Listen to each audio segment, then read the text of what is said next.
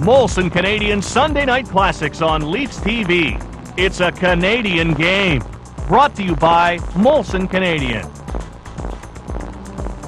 It's April 10th, 1962, and the Toronto Maple Leafs are set to face the Chicago Blackhawks in Game 1 of the Stanley Cup Final at Maple Leaf Gardens. And this is Molson Canadian Sunday Night Classics on Leafs TV.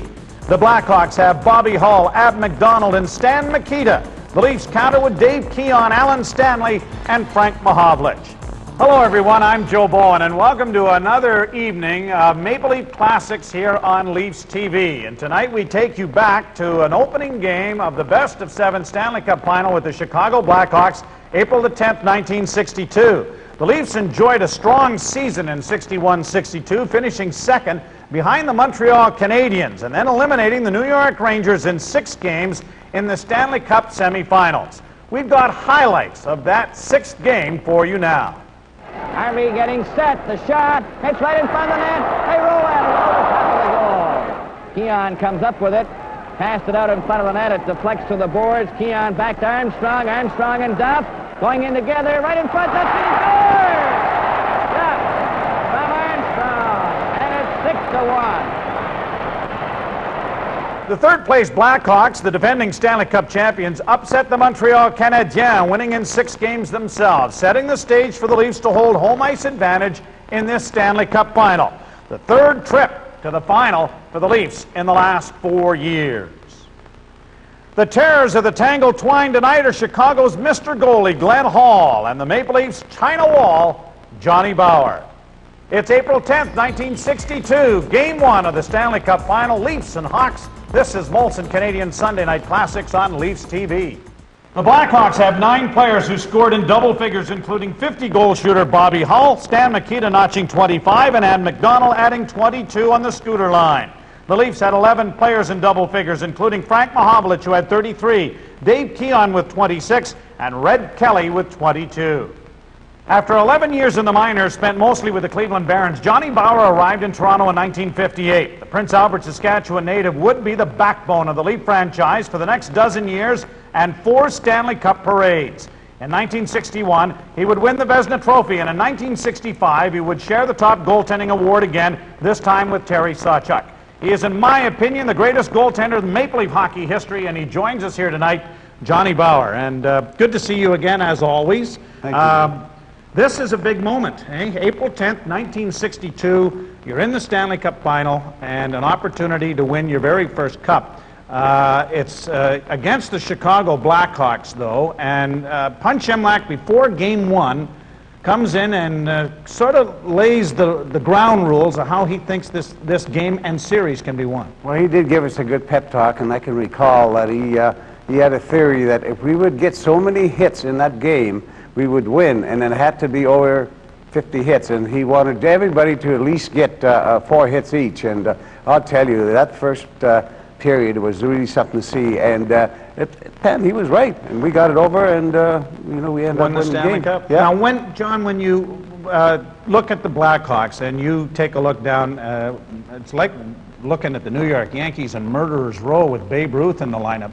You've got Bobby Hull, who scores 50 goals this season and is in a position maybe to be the hardest shooter in hockey history. Am I wrong in saying that, maybe? It's either him or his brother. Yeah. But that Dennis couldn't hit the net. No, that's why I like playing against him. That's right. Now, what was it like playing goal with Hull on the ice and knowing he was going to shoot? Well, it was certainly scary, but I wasn't really scared of Bobby and crouching or anything on the shots, because I knew that he was either going to put it in the net or hit the goalpost or hit me or something like that. But yes, he did have one of the hardest shots in the National Hockey League, there's no doubt about that. And he scored a lot of goals, and he was a great hockey player. Now, later in this series, you end up getting injured, and we've got some footage of that as John Bower has to leave the series, and Don Simmons ends up having to take over. Let's go to that footage now.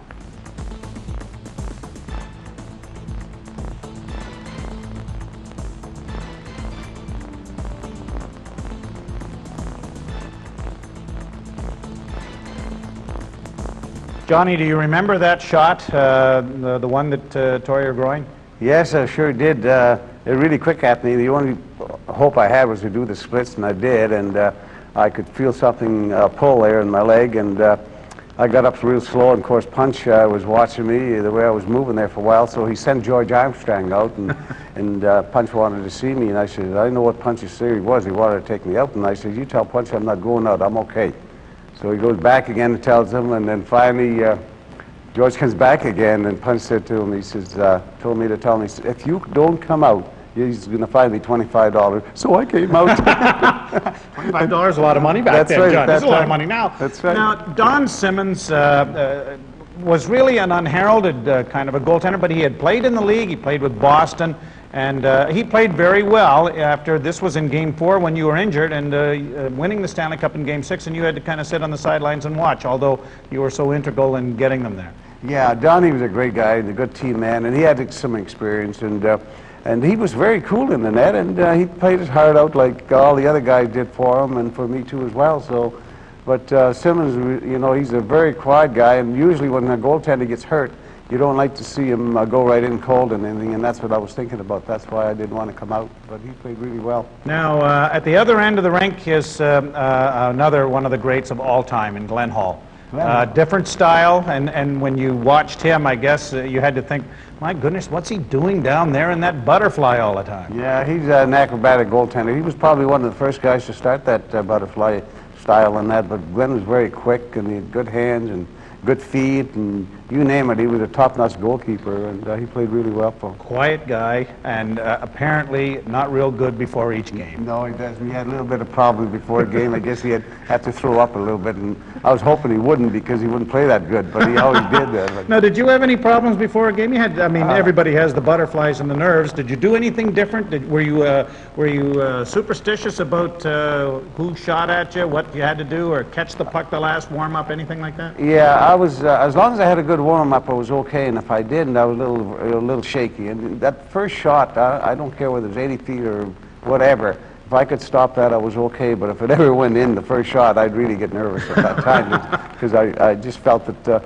you know, I wasn't in the game again. But no, sure I was scared of Bobby Hull and Nikita and McDonald and all the rest of the players, that they had a good hockey club there. All right, Johnny Bauer is our guest. We're taking him back to April 10th, 1962, as the Leafs face off with the Chicago Blackhawks in Game 1 of the Stanley Cup Final, because this is Molson Canadian Sunday Night Classics on Leafs TV. This is the first game here at Maple Leaf Gardens, and the Chicago Blackhawks in white. Toronto Maple Leafs in their dark sweaters, and it's Hay with Bobby Hull and Murray Balfour on the wings, with Pulford, Litzenberger, and Nevin for the Maple Leafs. For the defense for the Chicago Blackhawks, Elmer Vasquez number 4, and Pierre Palat number 3, with the Leafs using Brewer and Bond. Puck is back in the Chicago zone, and Pierre Palat, a drop pass to Bobby Hull. Hull, a pass ahead on the right wing for Hay, intercepted by Litzenberger. He's checked. Bobby Hull takes a long shot, and Bauer stopped that off his pad and left it for Bond. Brewer passed it behind the net. Bobby Hull has it, tried to pass it out in front. It deflects back to the blue line. Pierre Palat is checked by Litzenberger. He couldn't get it out. And Brewer in his own zone. Number 2 over to Bond, number 21. And to Pulford. Up the center, shoots the puck into the Chicago zone at the north end of my left. In behind the net, Elmer Vasco to Balfour. He's checked by Litzenberger. Hull gets it. Pulford tried to check him. Hull still has it for the Blackhawks. He flicked it back to the opposite side. It's cleared by Palat to Balfour. He gets it out to center ice off Hayes' stick to Hull. Hull is hit by Brewer. And Nevin turns around and comes back and shoots it into the Chicago zone. And they're opening up right from the beginning as Pulford ran into Glenn Hall, the goalkeeper. The referee is Eddie Powers. The linesman are Ron Wicks and George Hayes. A long shot. Bauer stopped that. The rebound to Brewer. Off the boards for Litzenberger. Stopped by Hay. Hay flicks into the corner. It slides in behind the Leaf goal, and Bond takes it for the Leafs. Bond, a flick pass for Nevin. It's stopped by Vasco. It moved up. Bobby Hull back to Vasco. Vasco shoots into the corner around behind the net, and Litzenberger goes in after it. Hay rammed into him to Balfour. Balfour's shot was stopped by Bauer. Brewer. Pass off the board. Stopped by Pierre Palat. Galfron right to Hay. Hay getting set. Takes a shot, and he waited too long, and the puck ends up behind the goal into the corner. Bond is knocked over. And it hops out over Vasco's stick. Pulford goes after it. And Palat got back quick enough to cover up. Palat starts out on the right wing. Gets it out to Balfour at center ice. Up to the Leaf blue line. A drop pass for Pierre Palat. He flicks it the rest of the way to Hay in the corner. Trying to pass it out in front. Hay, number 11, is draped into the boards by Stanley, but Basco gets his shot. Horton stopped it. Horton now comes up to the Leafs to his own blue line to center. Up over the Chicago line. Takes his shot. That's foul. Stanley gets the rebound. His shot right in front. And the Blackhawks break it up. A long pass for Kenny Wara, number 17. It goes over the red line. Stanley will touch it. It'll be called for icing. And the face-off back in the Chicago zone. And the two teams starting right off, wide open. Face-off in the Chicago zone. To the right of Hall, at the north end of my left.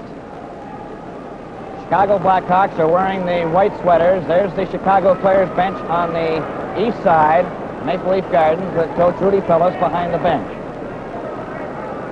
Stewart with Mahavlich and Kelly. Stanley and Horton on the defense. It's Horvath, number 9, on the forward line with Fleming, number 6, and Nestorenko, number 15. Long pass to Nestorenko at his own blue line. He gets away from Kelly, shoots the puck in. Bauer stops it and clears it to Mahavlich. Mahavlich in the corner. He flicked it all the way down the ice. It's going over the red line. Dollar St. Laurent back to touch at number 19. He does, and the play is called for icing the puck, and we've played just exactly 3 minutes of the first period. No score. No score in this first game of the Stanley Cup Finals here at Maple Leaf Gardens before a capacity crowd. Face off in the Maple Leaf zone to the left. Horvath with Fleming and Nestorenko. Nestorenko at the rim of the circle in shooting position. Evans has moved up to the edge of the circle, and one defenseman back. That is Dollar St. Laurent at the blue line. So the Blackhawks are playing every man up. It's back to Evans. He shot it across to the far wing. Fleming kept it in with a poke check. Stewart of the Leafs tried to get away from Horvath.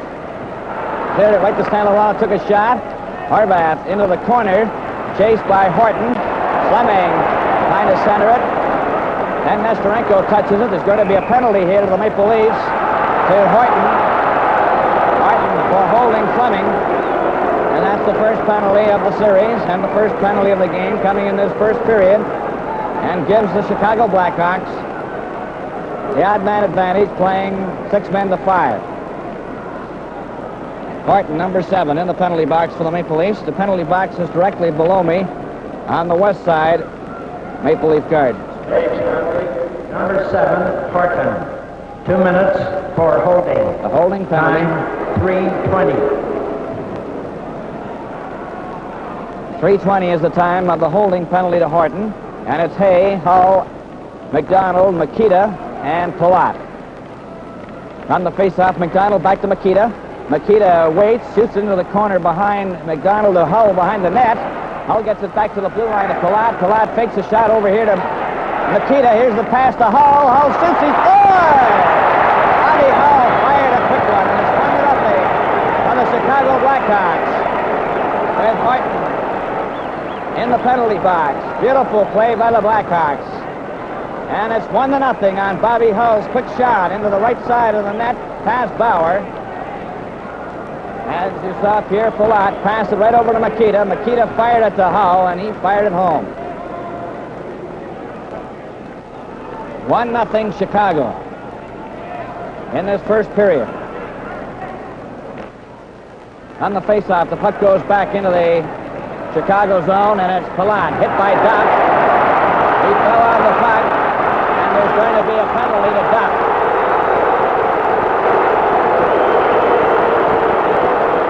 Duck passed into Palat, and there'll be a penalty there. Scored by number 7, Hull. Assists, number 3, Palat, and number 21, Makita. Time 3:35. 3:35 was the official time of Bobby Hull's goal from Palat and Makita. And Duff will get a penalty. Palat is getting up slowly from that jarring smash into the boards.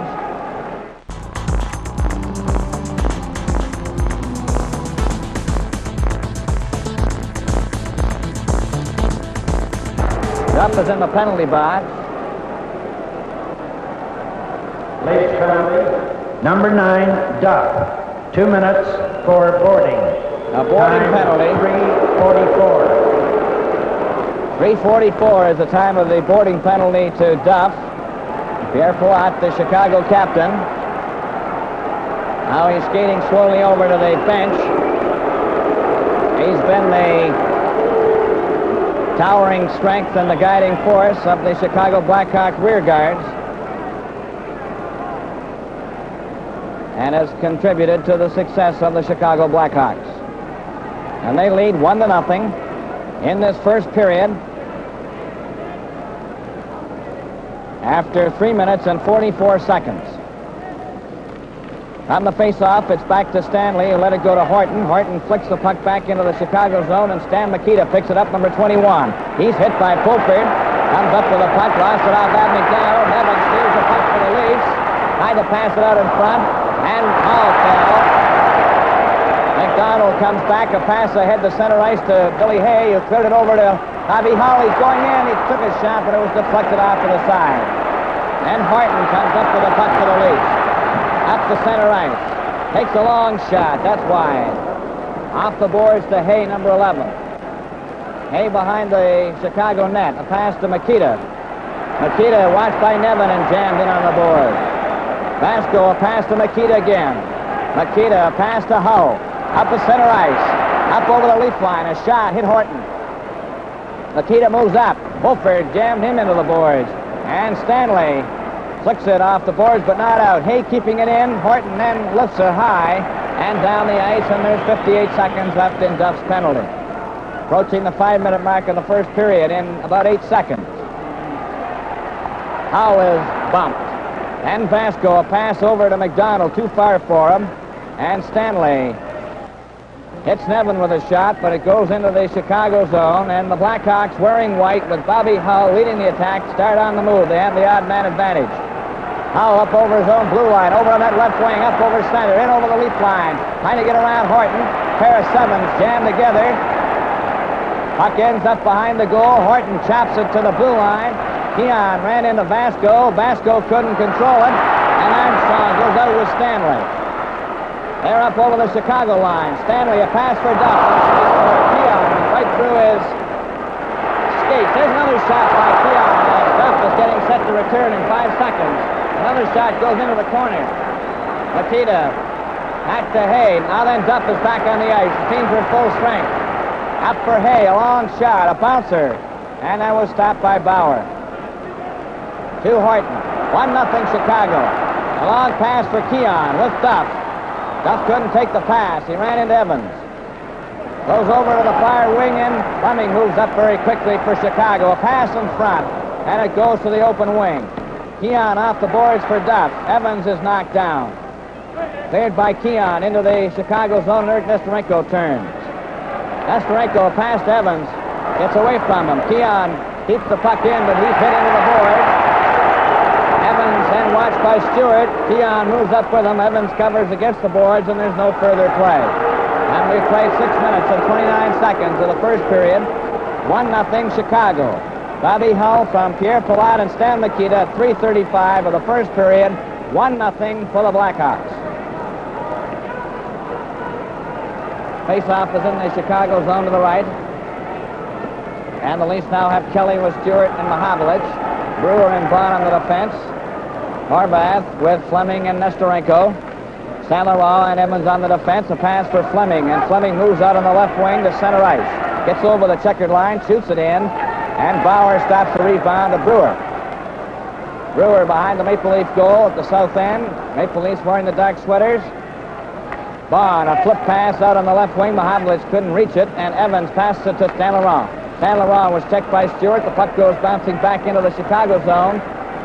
And behind the net for Jack Evans. Evans in possession for the Blackhawks. Nearly went out in front of his own goal. Still has it. Leaves it for Nestorenko. Came back for it. A pass to Fleming. Fleming chopped it to the blue line. Knocked back by Bond. And Horvath turns for the Blackhawks. Horvath, a pass for Fleming. Stopped by Brewer. Then Nestorenko missed a check. Brewer stopped it, and Bond tried to help him out. The Blackhawks break it up. Up over the line for Fleming. Fleming is hit by Bond, but the shot was on, and Bauer had to catch it. Now then Mahavlich is checked by Nesterenko. Bond is checked by Horvath. Horvath to Nesterenko is getting set. The shot was stopped by Brewer. Back to Evans. Evans takes his shot. That's wide. And Bond goes back for it. Cleared it off the boards to Stewart. It goes out over the line, and Nesterenko is back for it. He shoots it right back into the Maple Leaf zone. Chicago Blackhawks forechecking the Maple Leafs in their own territory, and they can't get out. It's Brewer over to Bond. Bond ahead to Kelly. It deflects off the skate. Mahavlich couldn't reach a pass.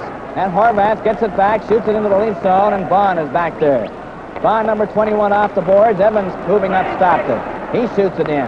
Then Bond brings it out again and clears it to Kelly. It hit a skate. Kelly to Brewer. Brewer a flip pass to Kelly. Kelly over to Stewart. Running into Mahavlich. Right pass to Mahavlich.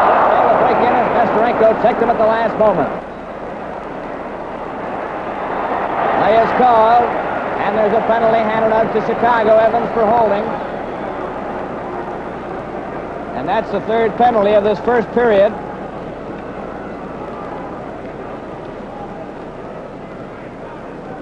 Evans of Chicago, a holding penalty. Came after the play was stopped.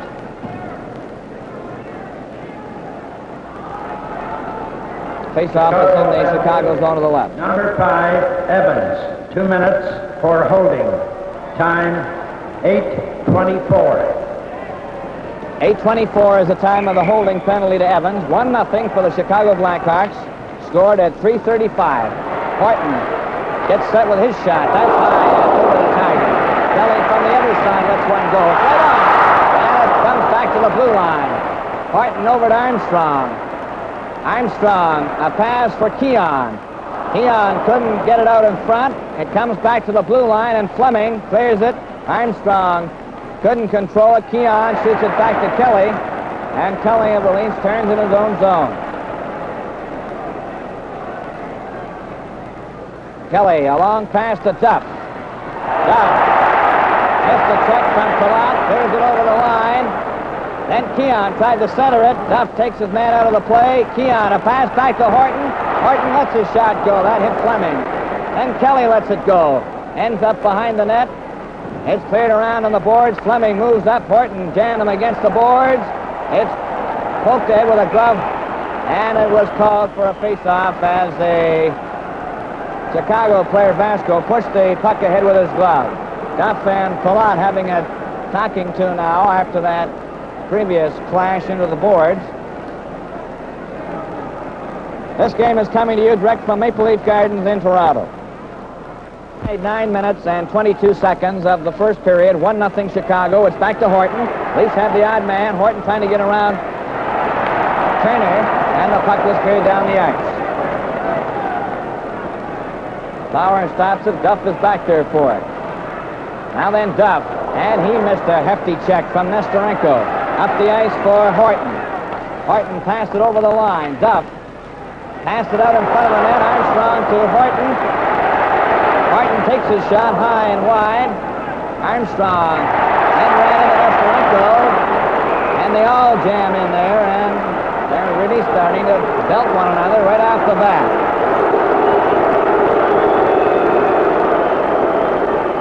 Face-off will be in the Chicago zone to the right of Hall.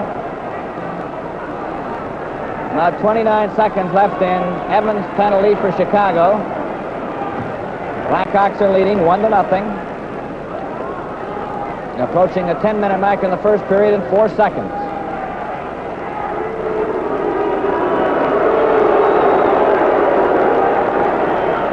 All set for the face-off. The puck goes to Pulford. Pulford takes his shot. And Hall made the save on that. A pass for Nevin is rolled back to Bond. Bond's backhand was stopped by Palat. Palat shoots it off the boards down to center. And Bond moves up and takes a long shot that Hall caught. Palat nearly stick handled that puck into his own net, but Turner helps him out by clearing it down the ice. Evans is getting set to return to the ice in about 1 second. There he goes out of the penalty box. And the Blackhawks are back at full strength. There's Nevin a pass to Pulford. Pulford takes his shot. Hall stopped that. Litzenberger left it for Pulford. To Litzenberger. Tried to clear it back. It hit the glass. Bond takes his shot. It goes into the corner. Litzenberger took the puck away, and Pulford helps him out by passing it in front of the net. Litzenberger missed it. Palat is checked by Pulford. St. Laurent off the boards to Hull. Hull, a pass ahead to Fleming. Fleming takes a long shot, and it goes around behind the Leaf goal into the corner. Now then, Brewer trying to get away from Hay at his own blue line. Up the center.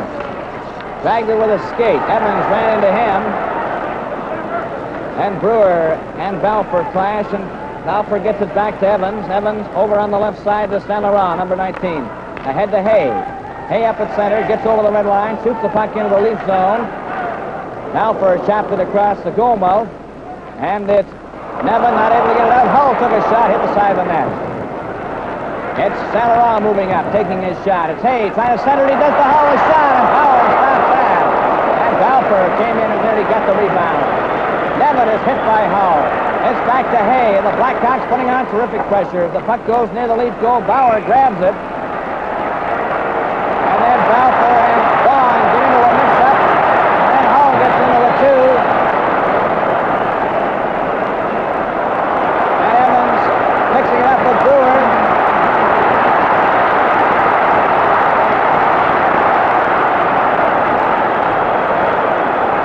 And they're really at one another now.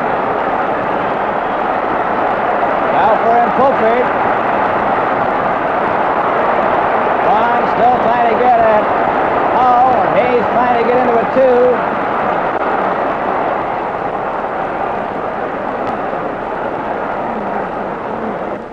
And they mean business.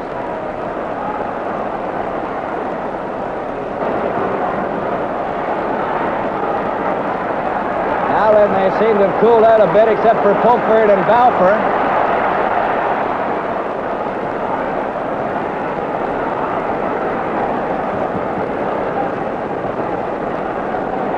Hay is still mixing it up with Bond just for a moment there.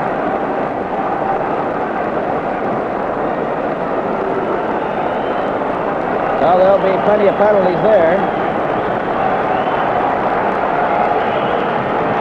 We'll see how many they send off. Some are trying to act as peacemakers.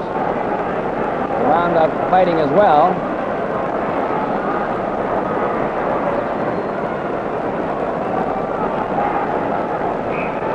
So if this is any indication, then it's knock him down and drag him out. Affair.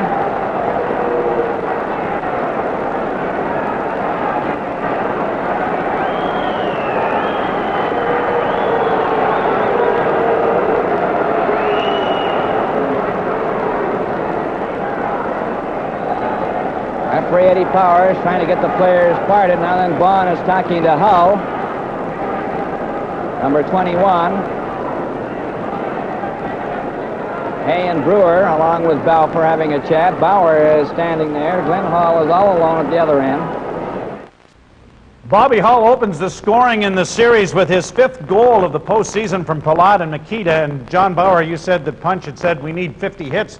Bob Bond was trying to get all of his 50 in right in the one area in behind the net, but he was throwing punches instead of body checks. How true that is there. He was really swinging there, and of course he was after Bobby Hull more than anybody, and of course they were protecting Bobby Hull too as well, but no, Bobby held his own pretty good there, and even when it was just about over with, he threw in a couple of extra punches there. But and minor penalties only. Minor penalties. That's one thing about the game now, where people end up getting huge penalty minutes and break records. Back then, you get 5, maybe you got 2, but I mean, you might have thrown 4 or 5. It really has changed a little bit in that regard. But this is obviously going to be a physical series. Definitely, because it was physical, particularly in that first period. I mean, I just offhand, I can't remember how many penalties there were, but there was a lot of penalties in that first period, but we had a good team there. We had guys that can kill penalties, and everybody like Bobby Nevin and Pulford, who was just fantastic in that series, and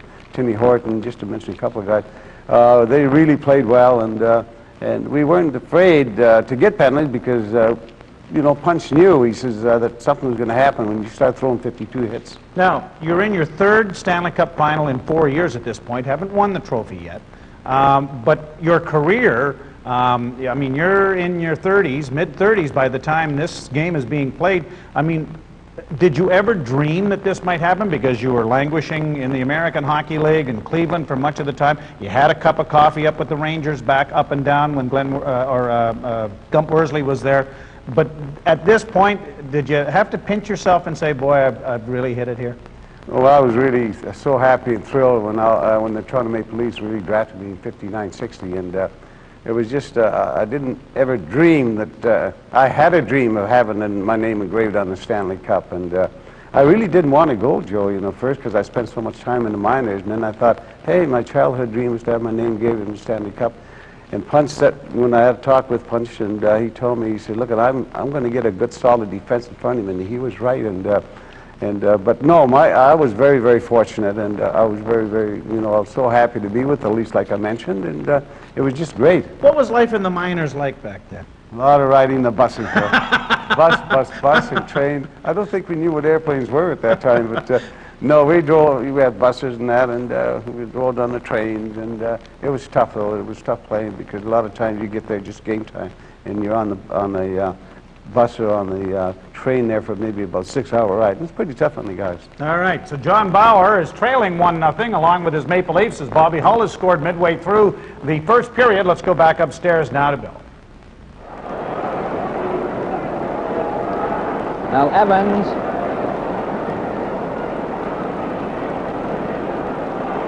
has gone in the penalty box, number 5, with number 7, Bobby Hull. Also coming over is Bond, number 21 of the Maple Leafs. And Brewer will be the other, as he was paired off with Evans.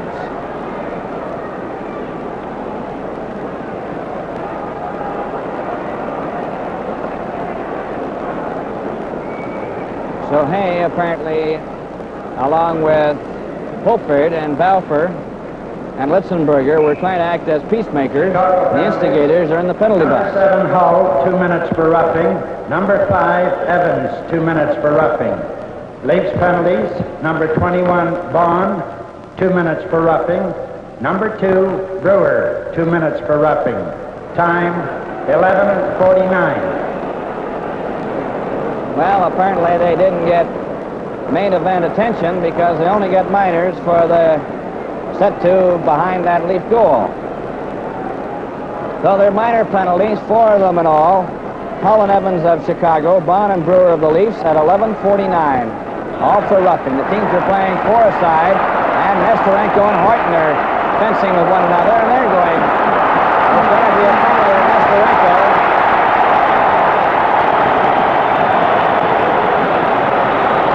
He's on a delayed penalty. Nestorenko apparently was holding Horton's stick, and they may know they're going to give Horton a penalty as well because he was holding on too. So Horton and Nestorenko are in the penalty box together, along with the 4 other players who went in there a few seconds before. So they're really crowded at that penalty box. There's 6 of them in there. That gives you an idea of how many are in the penalty box. Number 15, Nestorenko, 2 minutes for holding. Leafs penalty, number 7, Horton, 2 minutes for holding. Time, 11:55. 11:55 is the time of the holding penalties to Horton and Nestorenko. Well, the teams are still playing 4-a-side, and it's Kelly with Mahavlich and Stanley, Turner, Palat, and Vasco, and Stan Mikita's coming out, number 21 now, likely to replace Turner. No, they're going to take Palat off. And Turner goes back on the defense with Vasco. There's the Chicago players bench with Rudy Pillis behind the players. Eddie Powers has gone over to the penalty box to explain the delayed penalty.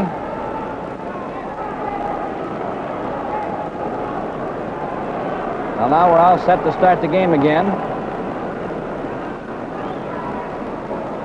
Face-off is to the right of Bauer. South end away right in front of the face-off. Stanley shoots the puck out and down the ice. It's sliding towards the red line. Makita goes back to get it, and it's called for icing. It went over the red line, and that's icing. And the face-off comes back into the Maple Leaf zone, and we've played now 12 minutes and 4 seconds of the first period, 1-0 Chicago. Hull from Pilata Makita at 3:35 of this first period. The referee is Eddie Powers, the linesmen are Ron Wicks and George Hayes. Now set for the face-off. It comes back to Turner. Turner over to Vasco. Vasco waits. Shoots into the corner, and it goes behind the Maple Leaf goal, and Stanley's there. Stanley, a pass ahead to Kelly. Up at center. Over the Chicago line. A pass from Mahamlich. Went into the corner. Mahamlich gets away from Makita, but couldn't make a play as Turner got in very quickly to cover him.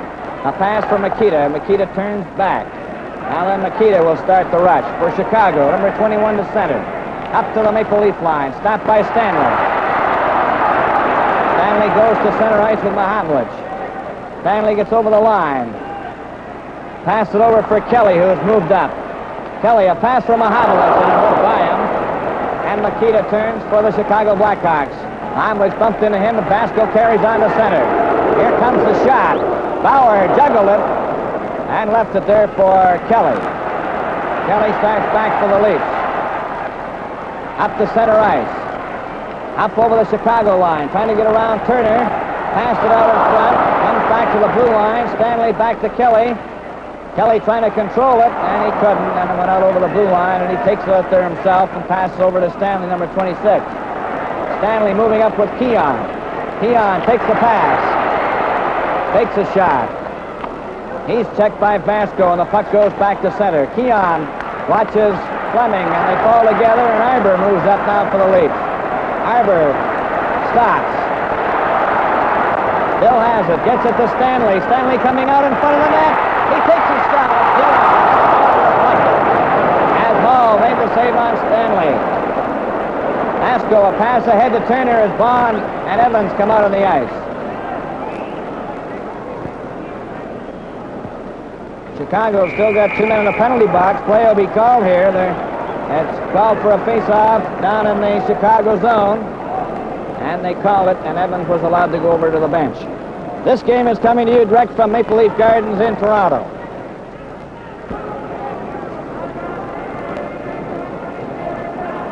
The face-off is in the Chicago zone to the right. Now the Blackhawks have 2 of their men back. One in the penalty box, Nestorenko, along with Horton.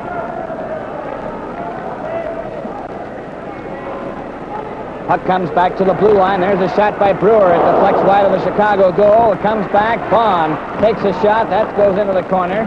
Teams are playing 5-a-side with Horton and Nestorenko both in the penalty box. Makita tried to break away. Bond missed him with a body check, and Brewer kicks the puck down the ice. It's going over the red line. Chicago goes back to touch it, and will be called for icing with 5 minutes and 34 seconds remaining in the first period. 1-0 Chicago. And the reason that Nestorenko and Horton are still in the penalty box is because of the delayed penalties, resulting from the fact that the Leafs and the Blackhawks picked up 2. Hull and Evans, Bond and Brewer. And they have about 1 minute and 24 seconds left in their penalties. It's up for Armstrong. A pass to Keon. Keon gets over the checkered line at center. Shoots the puck over the line into the Chicago zone. It goes behind the Chicago net. Armstrong was stopped by Hull. And Hull starts out for Chicago. Up to his own blue line. Up to center. Takes a long shot. Bauer caught that and left it for Brewer. Brewer ahead to Keon. Keon at his own blue line. Up with Armstrong at center. Over the line. Evans got a piece of Keon, and Makita covers up for Chicago. He drops a pass for Bobby Hull. Bobby Hull being watched by George Armstrong. Gets away from him. Goes up to center ice. Up to the Maple Leaf line. Bond trying to chase him out of the play. Hull passes it right in front of the net, and Brewer intercepts. Brewer a pass to Keon. Up to center ice. over the Chicago line. He stops, takes his shot right on. And that was stopped by Glenn Hall. It comes back to Bond. Bond over to Brewer, off the boards. Brewer shoots it to Armstrong right in front, and it comes all the way back to Makita at the blue line, and Makita goes down the ice with Hull. Up over the blue line for Makita and Hull. A pass to Bobby Hull. Bond covers him. Brewer then steps in front of him, and Armstrong comes up with the puck. Horton and Nesterenko are back on the ice. 4 minutes and 5 seconds remaining in the first period. 1-0 Chicago. Over on the far wing, St. Laurent ran into Pulford, but Hay comes back for Chicago over the blue line. Going in with Nesterenko. He's still stick handling with the puck. Gets set. There's the shot. It hit Brewer. And he passed it out to Litzenberger. Litzenberger down over the Chicago line with Nevin. He takes his shot. And Hall made the save on Litzenberger. The rebound out to Nesterenko to Balfour. Balfour over here to Hay. Up over the leaf line. Billy Hay takes his shot. Bauer stops that, holds it, and then moves it over to the side, but not until the referee had blown the whistle. This game is coming to you direct from Maple Leaf Gardens in Toronto.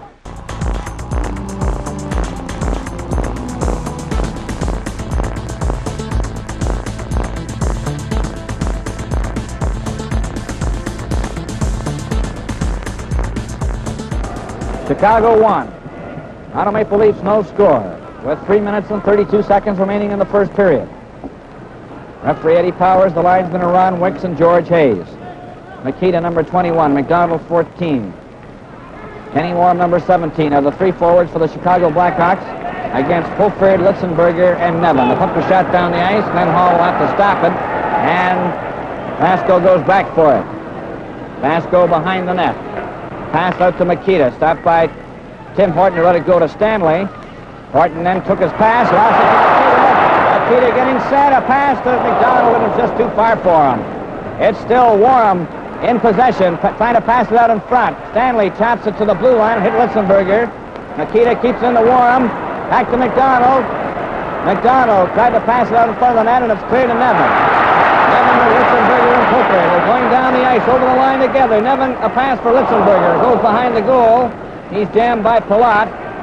Nevin flicked it, and Makita comes up with it for Chicago. Makita. A pass to Palat. Palat up at center alone, up over the blue line. He's waiting for his teammates to get onside, and Horton took it away from him. Horton, a pass for Nevin. It tipped into the Chicago zone, and Vasco goes back for it. 2 minutes and 25 seconds remaining in the first period. Vasco is dumped, falls on top of the puck, and holds it there for a face-off. But he didn't put his hands on it, he just fell on it.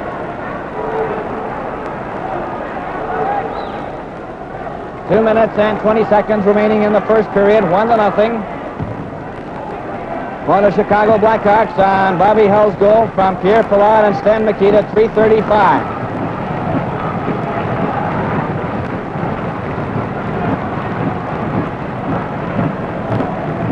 It's Kelly with Mahavlich and Stewart. Brewer and Bond on the defense. It comes back to the blue line, and Stewart deflected it to Brewer, but it was too hard. He couldn't control it. Mahavlich was covered, but he gets the puck into the Chicago zone. And Fleming brings it back. Fleming to the blue line, and just a check from Bond. And the puck goes into the Leaf zone. Brewer trapping it and shooting it down the ice. They have 1 minute and 55 seconds remaining in the first period. It's called for icing as Brewer just shot it down the ice, and the Hawks move into Leaf territory. It's Horvath, Nesterenko, and Fleming. Carl Brewer and Bob Bond on the defense for the Maple Leafs. Kelly and Mahavlich along with Stewart. Dollar St. Laurent with Jack Evans on the defense for the Chicago Blackhawks, and it goes back to Evans. Evans tried to wrap it against the boards, poked it into the corner, and Brewer takes it behind the Leaf goal over to the far wing, number 2. Couldn't get out. Horvath stopped him. Horvath takes a shot. Nesterenko threw the whack at the bouncing puck and missed it. Nesterenko again, watched by Mahavlich. Then it's to Fleming. Fleming tried to center it. And Brewer takes it again to Stewart. Stewart ahead for Kelly. Kelly up to center ice. A pass for Stewart, failed to click, and Evans comes back for Chicago over the line. Bauer shoots it to the blue line. It goes out over the line, and Nesterenko's back there for it. Nesterenko shot the puck in, It goes over the red line. Onward touches it. Called for icing as Mr. Enkler cleared it from the Chicago side of that second line of center. 1 minute and 12 seconds remaining in the first period. 1-0 Chicago. Face-off back in the Chicago zone to the left.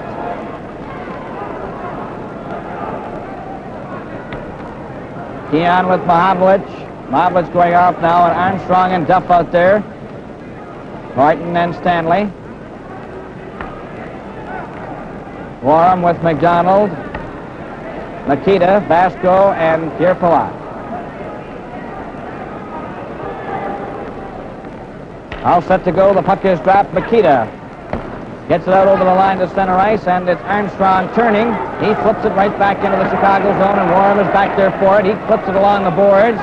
McDonald nicely checked by Armstrong. It's behind him. He gives it to Vasco, number 4. 55 seconds remaining in the first period. Warren clears the pass to Palat. Palat is bumped by Armstrong. Vasco then a pass ahead to McDonald. He gets it out to Warren at center ice, and Stanley intercepts a pass over to Duff. Duff trying to get in the left lane, ran into Palat. And Makita bumped by Duff. It comes back to Horton. Here's the shot. And it goes high. Vasco pushing ahead with his glove. Horton slaps it around again into the corner behind the net. It's Keon passing it back to Stanley. Stanley had to shoot it back, and it goes behind the Chicago goal. Vasco shoots it off the boards to McDonald. 15 seconds left in the period. Out to Warren. Stanley flicks it out over the line. Palat gets away from Keon to Makita. Over on the left side for McDonald. 4 seconds. Armstrong bumped into McDonald. Keon turns with 1 second remaining. Out over the blue line. There goes the bell. The first period is over. The Maple Leafs trailing 1-0 on a goal by Bobby Hall, and Ward Cornell is standing by with a couple of players who've already been eliminated in the Stanley Cup playoffs, the great Gordie Howe and Jacques Plante. Good evening, everyone. Ward Cornell here, and welcome to the first intermission, the first game of the 1962 Stanley Cup Finals. And we're happy to have as our first guest one of the great players of the National Hockey League, Vezina Trophy winner Jacques Plante. And Jacques, except for the score from this first period, is there any similarity between this series and your series with Chicago? I think that Chicago had the puck in the Toronto's end of the rink more than the other way around. But Toronto had a few good chances in there, and Ben Howell came up with a few good saves. And outside of that, I think that it's about the same thing as in Montreal. Chicago is ahead. Mm-hmm. Jacques, without going into too much of a post-mortem of your series, if you could pinpoint some of the reasons why you felt that the Canadians didn't come on as strongly as they might have. I think that the young players that kept us in there all year round couldn't come up with the same play as they did during the season. They looked tight out there, and that's why I think that they were waiting a split second to make their plays, and Chicago, being skating like they're doing just now, took advantage of it. And beside that, our big guns like Henry Richard, Jeffrey Owen, Beliveau didn't come up with the play that we thought that would put us in there. So I think that's where the difference was. Jacques, I want to ask you some questions about goalkeeping, and especially in that last series. The crowds, both in Chicago and New York, are a very exciting crowd, and they're really for their team, and they're noisy. Do they ever give the goalers a hard time? They used to give us a hard time when they had the screen behind the nets, but now we don't hear them. As long as they're far away, it doesn't bother us. But in Detroit especially, they used to sit right on top of the board. So they were over you and yelling at you all the time, and at the end you used to get tired of hearing that, even though I never answered them. I still knew that they were there. But with this glass behind the net now, it's a better game. What about in Boston? I think you had an interesting relationship down there, didn't you, with the fans? Yes, I had this kid giving it to me all the time when we were coming off the ice and on the ice too during the game. And after one game, we won the game, and I felt good, so I just threw my stick at him and I said, "Here, shut up." So ever since, he's been one of my best friends in Boston. Jacques, when you get into a big series, well, actually into any game, it's often important for the goalie to be able to ease the pressure, I think. Now, how do you do it before a game? For me, I don't think that there's any difference between a playoff game and a scheduled game. If you want to finish on top, you always have to have a lot of pressure on you. And when comes playoff time, it's the same thing. You still have that pressure there. And I tried for myself to forget about the game until the game starts. I try to be quiet. I don't talk to nobody. And when the game starts, then I start to yell. And incidentally, do you yell much at your players? I talk to them all the time, and I want them to know that I'm behind them, and I let them know what I want them to do, especially the defensemen. Good. Thank you very much, Doc. Stick around. We'll be chatting with you probably later in the game. Well, now, standing by and ready to move in here, one of the great hockey players of all time, and he's so well tanned he didn't even need television makeup tonight. Gordie Howe, where'd you get that lovely tan, Gordie? Well, the wife and I took off, as a matter of fact, right after we'd lost out. Finished that 70th game, we took off for Las Vegas, a little place called Aspen. Oh, that's the skiing place. Well, that's something I've always wanted to do, so I finally got the chance. I'd rather be out here playing, but my ambition, seeing that the wife likes it and all my friends around the Detroit area seem to have taken the bug of skiing, I had an opportunity to try it, and I like it too. You do, eh? Yes, it's... Did you go right up to the top and come down? The first trip we went to the top, and they taught me how to snowplow, and they said, now get down. There's only 4.5 miles to go. Well, I assumed that you'd always start at the top. Were you awfully bushed after the season this year, more than usual, Gordie? No, surprisingly, not this year. I'd say I felt as strong, if not stronger, than I had in the last 4 years, but it just so happens that I don't think we had the horses. We knew we had a struggle right from the start when our coach said, Abel, with the meeting, as a matter of fact, on the first game, said the clubs were supposed to beat naturally them all, but when you meet such clubs as Boston and New York, try a little extra, because those are the two clubs we have to get out of there. As it proved, we had one out, but New York snuck in ahead of us. Well, Gordie, you'll be having the job tonight of picking the three stars, and you're evaluating the game as it goes along. But what do you feel about it so far? Well, I see one thing brewing out there, and it's an awful feud between a few individuals. I know Dickie Duff's having his troubles, and also Bobby. He's running Bobby Vaughn. He's always been a very tough competitor, and anyone who plays as hard at the game as he does, he's bound to pick up a few enemies. So I see the series is going to be long and rugged. Who's going to win determines on the better man or the luckier club. But they've been so even throughout this past year, I cannot pick them right now. You can't, eh? Well, we'll be looking forward at the end of the game for your three-star selection and your reasons. Thanks very much, Gordie Howe. John, it's well documented about your friendship with Gordie Howe during your playing days, and I know you used to do a little fishing together in the off-season. A couple of Western boys that enjoyed that aspect of it. Tell us a little bit about that relationship. Well, Gordie and I, we met each other in Saskatoon. I played against him in junior hockey. I was in Prince Albert and in Saskatoon, actually, and we got to know each other real well. And, of course, when I got up to the big time there, I thought, oh, my, I'll be playing against him. But and he'd been in the league by then for, what, 4 or 5 years anyway, yeah, I guess, eh? At least, yeah, 4 or 5 years anyway. And we were good fishing buddies and everything else. And but he was a great hockey player. I mean, when first game I played against him, I can recall he's all a quick shot, good wrist shot in that lake, you know, and he gave me a lot of problems. Now, did you have much banter on the ice?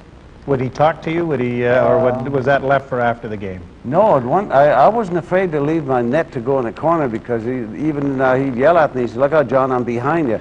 But I wouldn't leave if Tef Lindsay was coming or anything. I know that. But he gave me a clue, like, you know, like I'm behind you or something like that. So he was pretty good that way to me. I don't know what he was like to the other goaltenders, but maybe knowing me that we were sort of buddies, he just had a little pity for me again. Must have had something to do with the air in that fishing area that you were in, because both of you played till well into your 40s and 50s, so it had to be something. There must have been the good air out there. Well, there's always good air up there. We were way up north there. And any fish? Catch a lot of fish. He's a good fisher. He's lucky too, you know. He isn't? Oh, he is. No. I'm telling you. He can throw a rod or a line in one direction. He never throws the same place always, and he's always catching a big northern pike up there. And you're in there with the net helping I'm there and not getting any. I'm there jigging, yeah. John Bauer and Gordie Howe, a special moment and a special friendship between two players in the original six, and it is 1-0 in favor of the Chicago Blackhawks. This is Molson Canadian Sunday Night Classics on Leafs TV.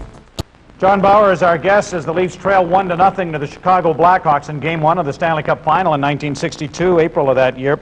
You know, in talking with Red Kelly and others, Punch Imlach felt that Red was the last key and piece of the puzzle that was required, that they needed a good checking centerman to match up with the Canadians and with the Red Wings and with the Blackhawks, as it turned out, for strength down the middle. And when you add Dave Keon, who is a fairly young player at this particular point in his career, John, along with Bobby Pulford and Red Kelly, and then add Billy Harris, who was spotted a little bit as maybe the fourth centerman down the middle, the Leafs are very strong up the middle. I would say so. I mean, that was another big thing, too, that Punch was thinking of strength down the middle. And if you ever watch Red Kelly real close, he passed that puck, he put it right on the Howell's stick, whoever whoever he was playing with. And he'd never slap it, he just put it right on him, just a perfect pass and that, like, you know. But we had the strength down the middle, and that was a big factor, I think, why we won so far, too. And he was a good utility man. He could play defense, too, as well. Well, that's the aspect that I wanted to ask you. When you're sitting in the dressing room and you've just acquired Red Kelly, Norris Trophy winner, one of the best defensemen in the National Hockey League, and he walks into the Leaf dressing room, and the very first game, I think it's against the Canadiens, if I'm not mistaken, Punch comes in and tells everybody that the best defenseman in the National Hockey League is going to play center tonight. Now, as a goaltender, you must have went, hey, just a minute here. What are you doing to me? Yeah, I was thinking about that. I was wondering, but we had no alternative. I mean, he's a coach. He'd like to mix his lines up, too, as well. But did you think it was strange at the time that would happen? It seemed like it was strange, yeah. And then I think Punch knew what he was doing. And, of course, if Kelly didn't play too well up in front, he put him back again. But Red was so good going both ways, like, you know, that he had no problem at all. And, of course, the two defensemen that were out there with him would have a lot of confidence in their own end of the rink, knowing that he knew their responsibilities and what had to go on. That's right. And, of course, I think it's one of the best hard-hitting games that I've seen Timmy Horton play. He carried the puck, he skated, he shot, he took out Bobby Hull, and same with Carl Brewer. My defensive, and even Alan Stanley, look at the boy, oh boy, he's not the greatest skater, but he sure handled that puck well, and he was really good in your own end. Snowshoes. So anyway, we've got a 1-0 Chicago lead, however, at the end of one period of play in Game 1 of the Stanley Cup Final. This is Molson Canadian Sunday Night Classics on Leafs TV. So we're all set now to start the second period of this first game of the Stanley Cup Finals between the Chicago Blackhawks and the Toronto Maple Leafs. The Chicago Blackhawks are in white. The Toronto Maple Leafs in their dark blue sweaters. And from the face-off, it comes back to Stanley. Stanley tries to move up. Passed it to Kelly, a long shot. Hall stopped that. Vasco goes back for it. Mahavlich moved in quickly. It goes into the corner. Slides along on the boards. Horvath and Nestorenko had it against the boards, and Nestorenko held it there long enough for a face-off as we've played now 18 seconds of the second period. 1-0 Chicago. 9 penalties in the first period, 5 to the Leafs and 4 to Chicago. Puck is back of the Chicago goal, and it's Vasco, number 4. A clearing pass at center ice. From Horvath to Fleming, it's passed right back to Horvath, number 9. He turns, being watched by Kelly. Nestorenko came back neatly. Stick handles by Stewart. Stick handles past Mahavlich. A pass to Horvath. Back to Palat. Palat to Fleming.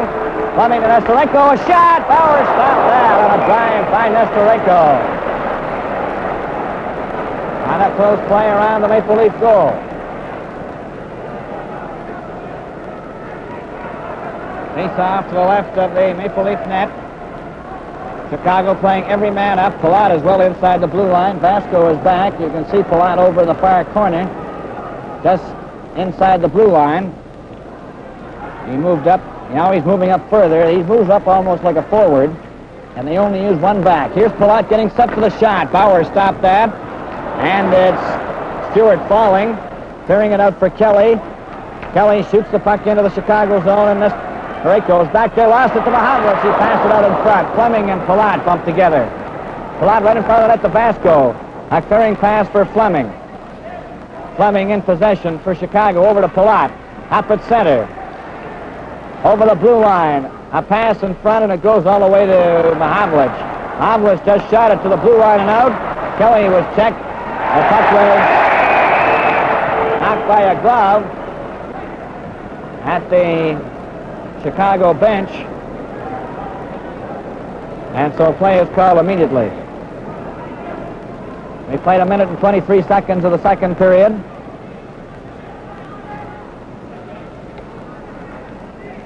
One nothing Chicago.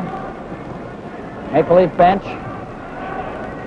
Out at center ice, Makita with Warren and McDonald. Armstrong took it away from him. Gets up over the Chicago line. A flip pass for Duff. He's closing in. A pass for Keon. Score!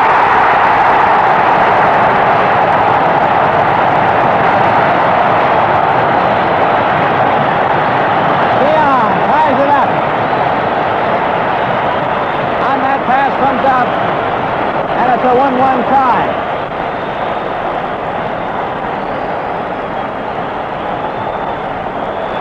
Score is tied 1-1.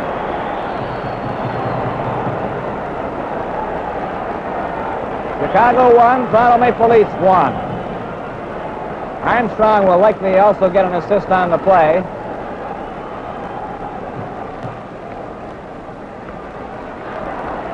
So it's Keon from Duff and Armstrong, and the puck is at center ice.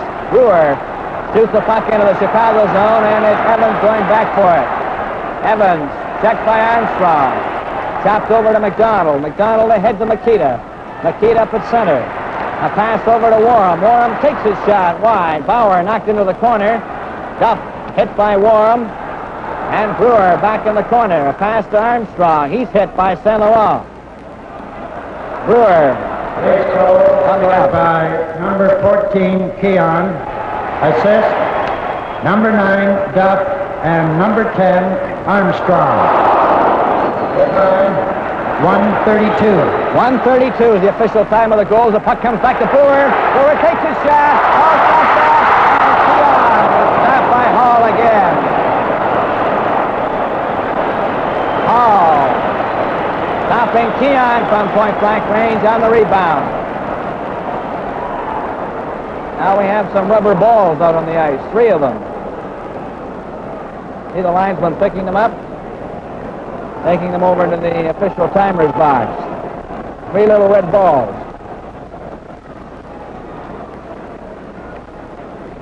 Face off in the Chicago zone. Referee Eddie Powers has gone over to the Chicago bench with Makita. Makita gets a new stick. Face off in the corner in the Chicago zone to the left of Glenn Hall. It's Keon with Duff and Armstrong. Bond and Brewer playing up. On the face-off, Bond crashes into Makita. The puck goes out to Warren, but he couldn't control it, and Brewer shoots it off the boards for Duff. It's going into the Chicago zone. Vasco touches it, called for icing, as Brewer had cleared from his own side of the checkered line. We've reached the 2:36 mark of the second period, a 1-1 tie. Chicago 1, Toronto Maple Leafs 1, and Glenn Hall is going over to the bench. His pad broken. Yes, it's the suspenders, all right. There you see it. So he's getting minor repairs over at the Chicago bench. Now anything can happen in this game the way they're going. Plenty of rough stuff in the first period, with the Blackhawks scoring the only goal. Now then, Glenn Hall's all fixed up. Has a new strap. Skating back to his net after robbing Dave Keon on a rebound, making a sensational save. All set to go now down the other end, which is the north end of my left. To the left of Bauer. Linesman George Hayes chases Duff and Warren out of the circle, and then play starts as Palat took a shot and Keon breaks it up. Keon comes down to center ice. Up over the Chicago line. He's jammed out by Vasco. Vasco fell. Armstrong went after the puck, and Makita comes up with it. Gets away from Duff. Makita up to center ice with McDonald. A pass to Warren over the line, and Brewer breaks it up by shooting it out to center ice. Duff ran into Palat. Bumps into him again. And Duff and Palat start talking to one another again. Play goes right on. Makita passed it back to the blue line. It goes out. And Palat and Duff bump again together. Brewer a pass to Armstrong. Ahead to Keon. Up over the Chicago line. Keon was knocked down by Vasco. Makita hopped in, but Armstrong took it away from him. Passed it out in front. Then Litzenberger took a whack at it. Another whack at it. It comes to the blue line. Vaughn was hit by Warren, and McDonald gets the break. One man back, going down for Chicago. Here comes the shot. Bauer stopped it, a long one. And Brewer gets the rebound. Ahead to Litzenberger. Litzenberger for Nevin. Intercepted by Palat. Over to McDonald. In over the line, and McDonald is knocked out of the play. Balfour of Chicago lost it to Keon. Keon, a long pass for Nevin. Nevin going over the Chicago line with Litzenberger. Litzenberger tried to get the pass, and Vasco breaks it up. Ahead to Balfour. Balfour down the right wing alone. Hay trying to get up with him. Balfour takes his shot. It was wide. Hay gets the rebound. Shoots it around behind the Leaf goal, and Stanley comes up with it. We've passed the 4-minute mark. A 1-1 tie in the second period. Stanley is dumped. He pushes the puck ahead. There's going to be a penalty for Balfour, number 8. Of Chicago. Balfour gets the gate. That gives the Leafs the odd man advantage, playing 6 men to 5. Score is tied 1-1 in this first game of the Stanley Cup Finals. Well, we'll wait for the official time on the penalty. Chicago penalty, number 8, Balfour. 2 minutes for holding. Holding penalty. Time 4:22. We're at the 4:22 mark of the second period. Puck goes back to Bauer. Bauer leaves it for Kelly. Kelly starts out with Pulford trailing. Mahavlich on his left to Pulford. Pulford up at center. Over the line with a long bouncer. Bounce pass called wide of the net. Fleming is jammed in on the board. And Pulford is given a jolt by Saint Laurent. And Fleming gets it to Turner. Mahavlich skated him off. He goes back over the line. Mahavlich to pass for Pulford. And he couldn't get a shot. Mahavlich was knocked down, and Turner comes back. Nevin watching him. Over the line for Turner. He stops. Watched by Kelly. Goes against the boards. Tries to hold it there. He's successful, along with Fleming, and there's no further play.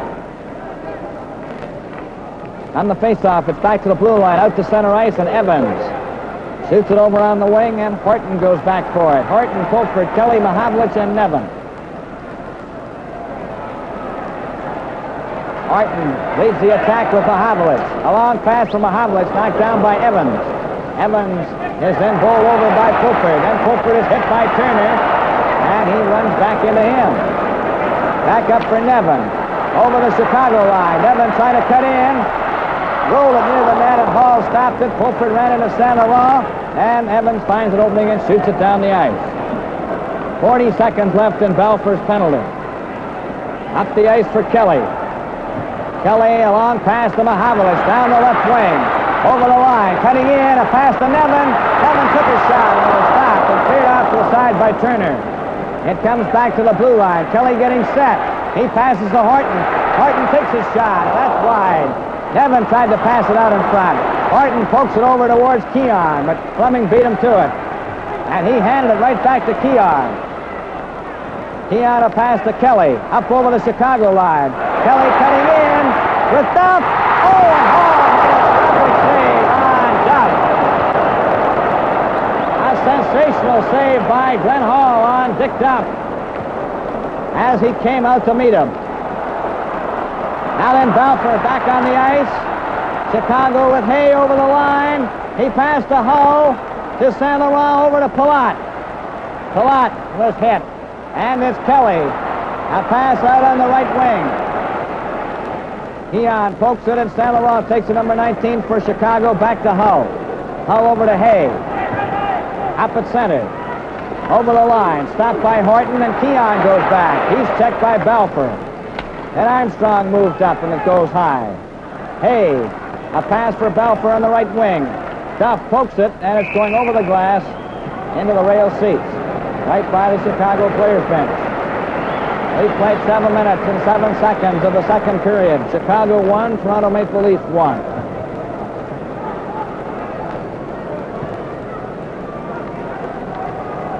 Face-off is inside the Maple Leaf blue line, just inside.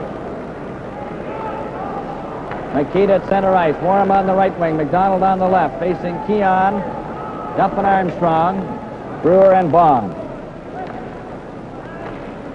On the face-off, Bond starts out Was checked by McDonald. The puck goes wide of the Leaf goal, and it's Armstrong, number 10, back for it. Armstrong to Brewer.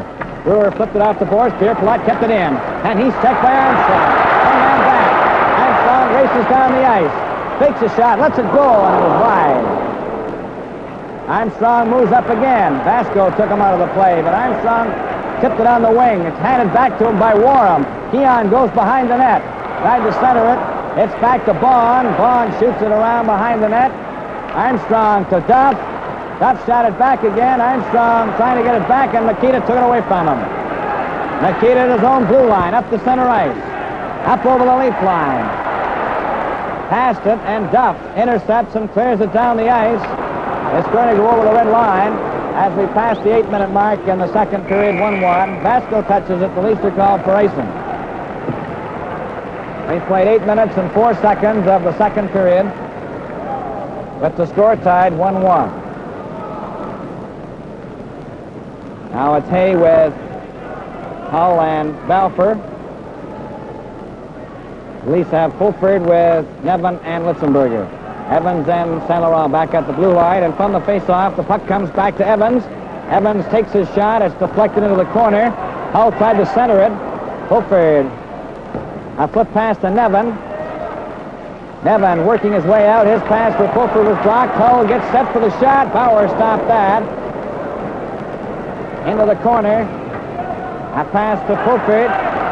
Fulford tries to come out, gets over his own blue line, turns. Hay watching him. A pass to Horton. Horton up the center with Fulford over the line. They're closing in. Horton shoots it, and Evans fell in front of it and covered up neatly. Face-off will be in the Chicago zone to the left. Fulford, Litzenberger, and Nevin facing Hay, Hull, and Balfour. St. Laurent taking the face-off for Chicago in the circle, gets it back to Hull. Bobby Hull goes behind the Chicago goal. Here's a pass out to Evans. Evans goes up to his own blue line with a pass to Balfour. Balfour shoots it. Stanley whacks it right back to center. St. Laurent off the boards. Horton moves up. He passed it back, and it's St. Laurent intercepting, shooting it back into the Leaf zone, wide of the net, and it's Stanley back for it. Stanley a pass to Litzenberger. Litzenberger a pass for Fulford. Up the center ice. He took a shot, goes after his own rebound. Balfour bumps into him. The puck goes into the corner, and Hull gets a break down the left side. He passes right over to Hay on the right wing. Hay gets up over the blue line. Horton bumped into him, and Nevin takes the puck. Nevin goes down his long wing. Up with Fulford over the line. Evans had him covered, and St. Laurent gets the loose puck for Chicago. Jams Litzenberger in on the boards. Nevin then passed it back, and Hay clears it out on the left wing for Hull. Hull down the left side, up over the blue line. Missed a check from Horton. Nevin pokes the puck into the corner. Bumped into him. It comes back to Hay to St. Laurent. Takes his shot. Stanley knocked it down. It goes into the corner again, and Horton tries to come out. Horton flicks it. It goes over the glass, and play is called as we come to the 10-minute mark of the second period in 5 seconds. This game is coming to you direct from Maple Leaf Gardens in Toronto. Chicago won, Toronto Maple Leafs won in this second period as we get set to start again. The puck is dropped here. Palat let one go. That's wide. Even Bauer didn't even see it. Bond, a clearing pass. Stewart couldn't get it out. Here's Vasco getting a chance to pass to Horvath, and Bauer slid out to make the save. Stewart nearly put it in his own net. Horvath is knocked down on top of Bauer.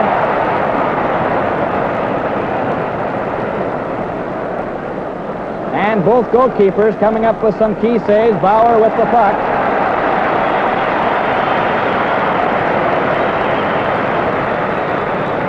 And the face-off in the Maple Leaf zone to the right. Brewer, Bond on the defense. Kelly with Mahavlich and Stewart. It's Horvath with Nestorenko and Fleming. Palat and Vasco on the blue line.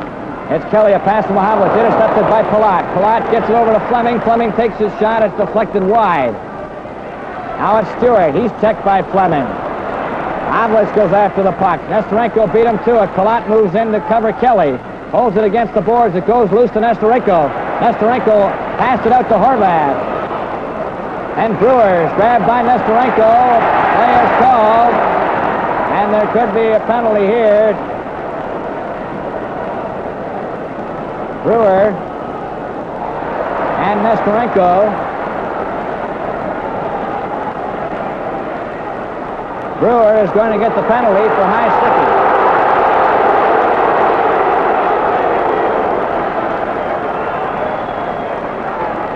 Brewer of the Leafs goes to the penalty box. That'll give Chicago the odd man advantage, playing 6 men to 5. The score is tied 1-1. Chicago 1, makes the Leafs 1.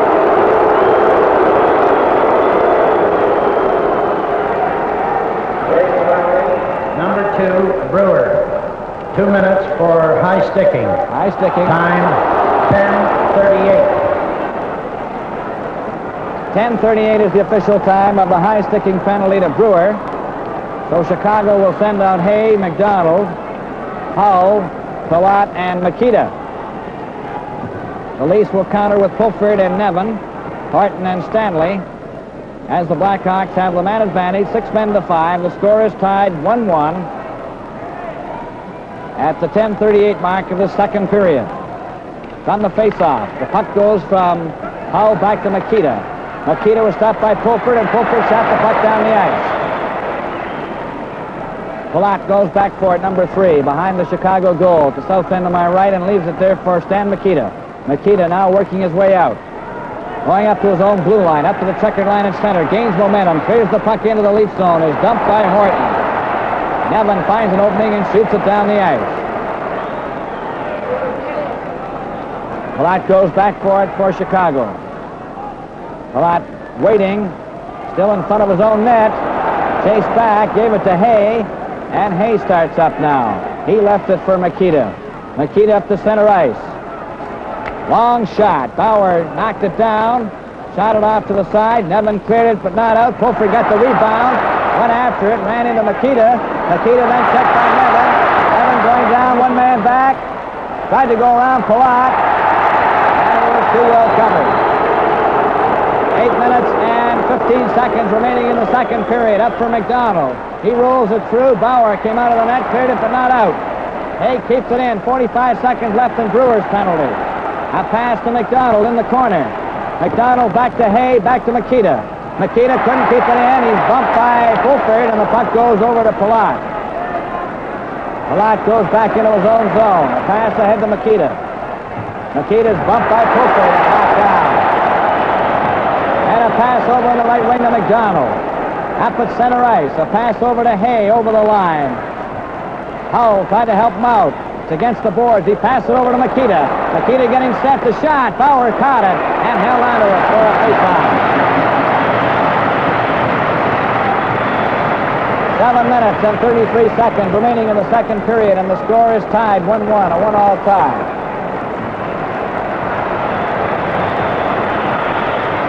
Now then Keon comes out with Armstrong.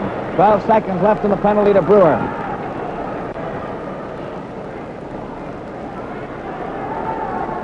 It's Horvath with Nestorenko and Fleming. St. Laurent and Evans on the defense. On the face-off, it goes to Nestorenko. He left it for Evans. Evans, number 5, bumped into the boards by Keon, and Keon shoots it down the ice. 5 seconds left in the penalty to Brewer, as Evans goes back for it. Now then, Brewer is back on the ice. The score is still tied 1-1. And the bad pass ends up on Duff's stick. Duff turns for the Leafs, takes a shot. Armstrong trying to get it loose. Keon then backhands the puck into the corner. St. Laurent leaves it for Fleming. Armstrong took him out of the play. Duff is knocked into the boards by Nestorenko. Horvath tries to get it out. He does. Nestorenko goes after it. Bond chopped it back. It hit the glass. And Duff takes it as Bond and Nestorenko mix it up a little. Up for Brewer over the Chicago line. He passed it through for Duff, and his shot deflects high. And it's going up into the end blue. Second roll. 6 minutes and 44 seconds remaining in the second period. The score is tied 1-1, a 1-all tie. Keon, Duff, and Armstrong, Brewer and Bond, Evans, and St. Laurent with Horvath, Fleming, Nestorenko. All set to go for the face-off. They didn't drop it fairly. The players were hopping into that circle again. And the linesman calls. At this time it was George Hayes. He's wearing striped jersey number 9. Another linesman is Ron Wicks, striped jersey number 11. Of course, referee Eddie Powers, number 1. There's a shot that goes wide of the Chicago goal. It's still in the Chicago zone. Armstrong, number 10, fighting for it. Passed it to Keon. He left it there. Armstrong just failed to get to it, and Horvath skates in behind the Chicago net. Horvath, the pass on the right wing to Evans. Evans, the pass to Horvath. His pass for Nestorenko is going into the Leaf zone over the red line. Good. Nestorenko. And there could be a penalty there to Nestorenko.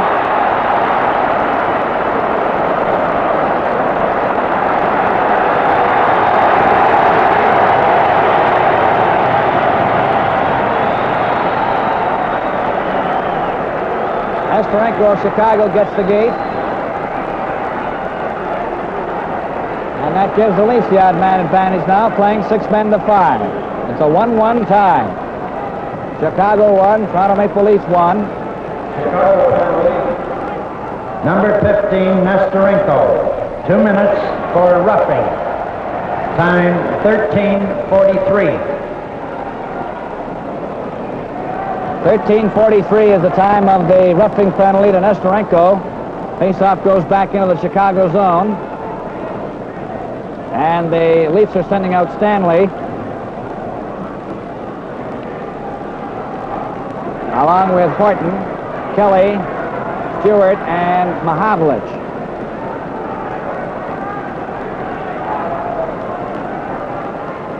Turner's out there with Fleming to kill off the penalty. Fleming tried to get out on the left wing. Horton kept it in. Stewart went after it. Stewart still has it. Passed it right to Mahavlich. A shot. He scored!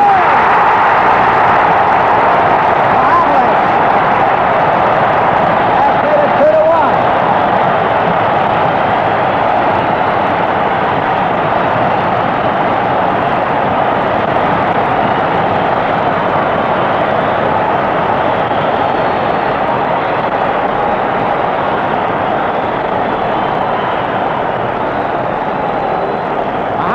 Took the pass and fired it home.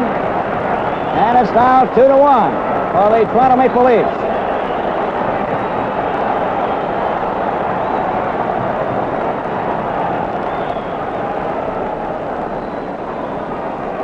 On the face-off, the puck is back at the defense. Chicago cleared. Basco handing it to Mahavlich.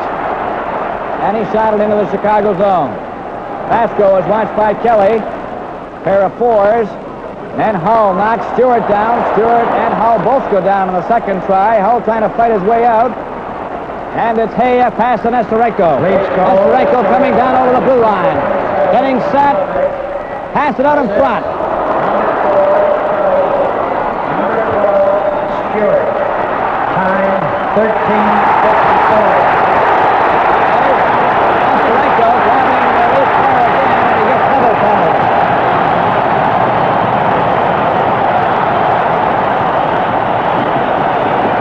Nestorenko goes to penalty box again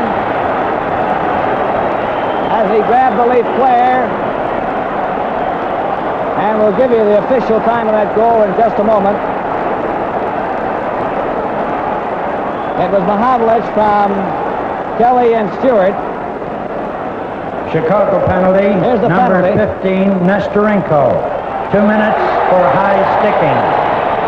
Time 14:30. 14:30. They call it high sticking.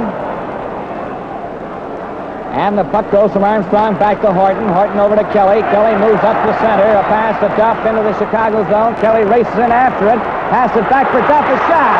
And Hall stopped that. There's Kelly getting it again. Back to Armstrong. A shot. Duff missed the rebound. Turner clears it out. Fleming races after it.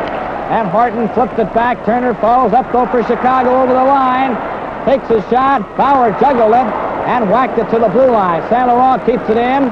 Takes his shot, and Bauer stopped that. It's Horton in the corner being watched. Top over to Armstrong. Up over the Chicago line. Armstrong took a shot. Duff missed the rebound. 13:54 was the official time of Mahavlich's goal. And it's Keon turning now, going over the Chicago line, a pass to the opposite wing. and Evans gets it.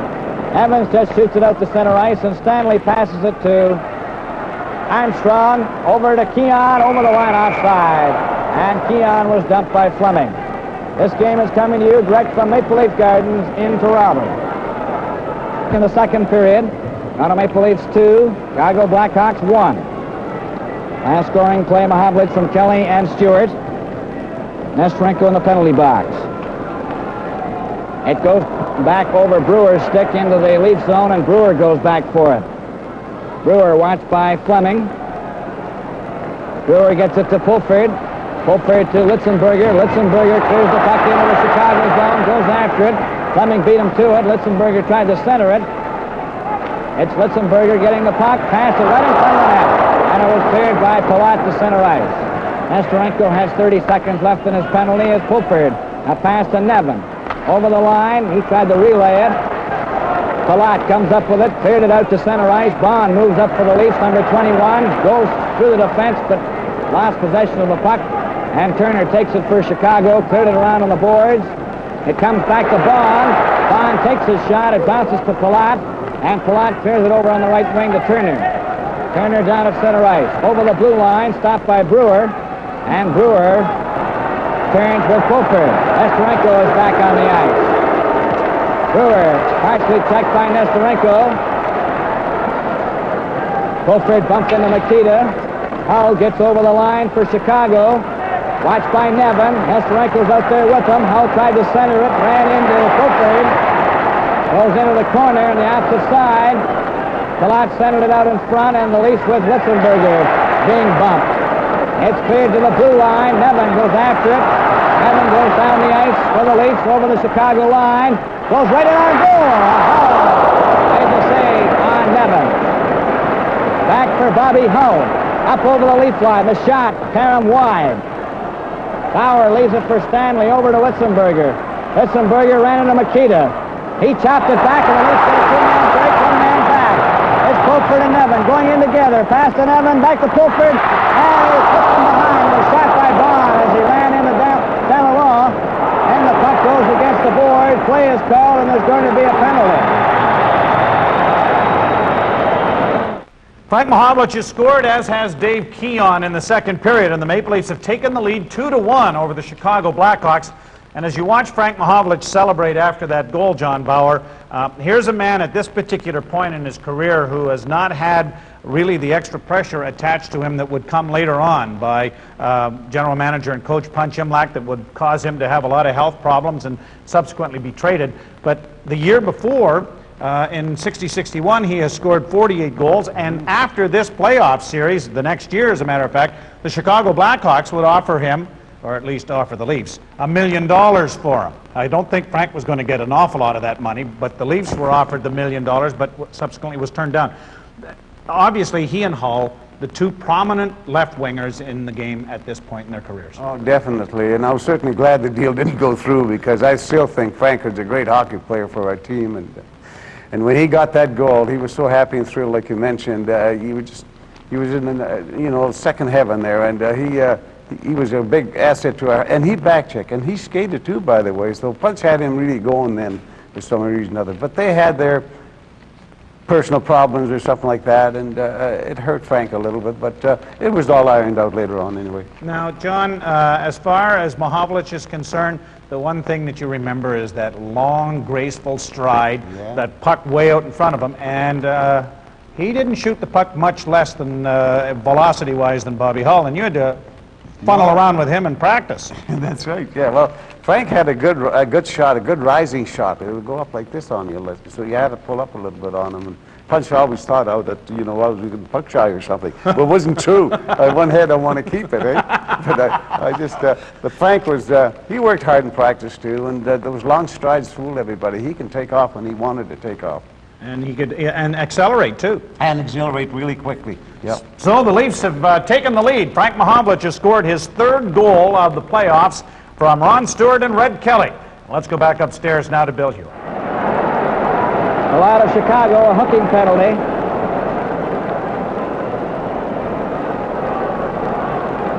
That'll give the Leafs the odd man advantage, playing 6 men to 5. Chicago penalty number 3, Palat. 2 minutes for hooking. A hooking Time penalty. 17:36. 17:36 is the time of the hooking penalty. Leafs have Keon, Duff and Armstrong, Horton and Kelly.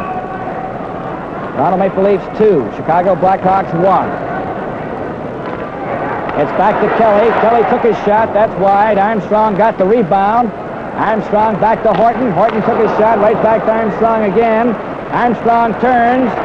Pass it over for Duff. Duff pass it back to Horton. Horton getting set. Takes a shot. Now gets ready. Let it go. It hits Sandoval's leg and bounces all the way back to center. Kelly goes back for it for the Leafs. He turns at his own blue line. Up to center. Over the Chicago line. A pass to Keon, intercepted by Fleming. Fleming comes back for Chicago to center. Up over the Leaf line, takes his shot. It's wide, it rebounds all the way back to the blue line, and Duff gets out on the left side, only to have Evans take it away from him. Evans back to Sandoval. Sandoval gets it ahead to Fleming. Fleming wasting time, passes it back for Turner. Turner to Fleming. Still has it. Finally passed it into the Maple Leaf zone on a neat bit of defensive work on the part of Fleming and Turner. Now then Kelly leads the attack for the Leafs at his own blue line. 4 of them up to center ice. Head shot over the line. Duff tried to break in. Keon does. Takes a shot and sends home. Made a dazzling save of that one with his left hand. And there's 1 minute and 8 seconds remaining in the second period. The score 2-1 for the Maple Leafs.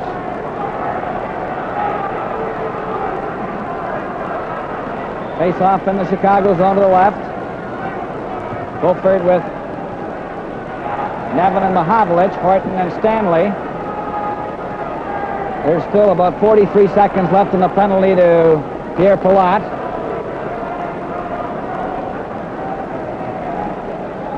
All set to go for the face-off in the Chicago zone to the left of Hall. Nevin gets it back to Horton. Horton gets set, takes his shot. Hall made the save. It goes into the corner. Nesterenko whacked it off the boards, but not out. Stanley takes his shot. Hall stopped that. Hall whacked it off the boards. This time it goes down. And going back for it is Stanley. Stanley waits behind the Leaf goal. Now he starts up, leading a 4-man rush to center ice with Mahavlich. A long shot off the boards. Mahavlich moved up. Nesterenko is checked. Fulford passes it back to Horton. Horton lets his shot go. Evans stopped it. He's watched by Mahavlich. There's going to be a penalty to Mahavlich for holding Evans. Mahavlich will get the gate for the Leafs. Number 27, Mahavlich. Gets the gate. And the teams are now playing 5-a-side, but Pierre Palat only has 5 seconds left in his penalty.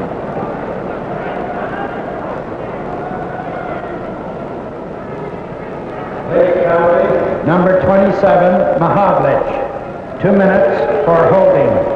Time 19:29. 19:29, a holding penalty to Mahavlich. That brings out Nevin and Fulford with Brewer and Bond on the defense. And Chicago have Hay with Bobby Hull, Makita, McDonald. They'll have to bring one of them off. Vasco's going off, number 4.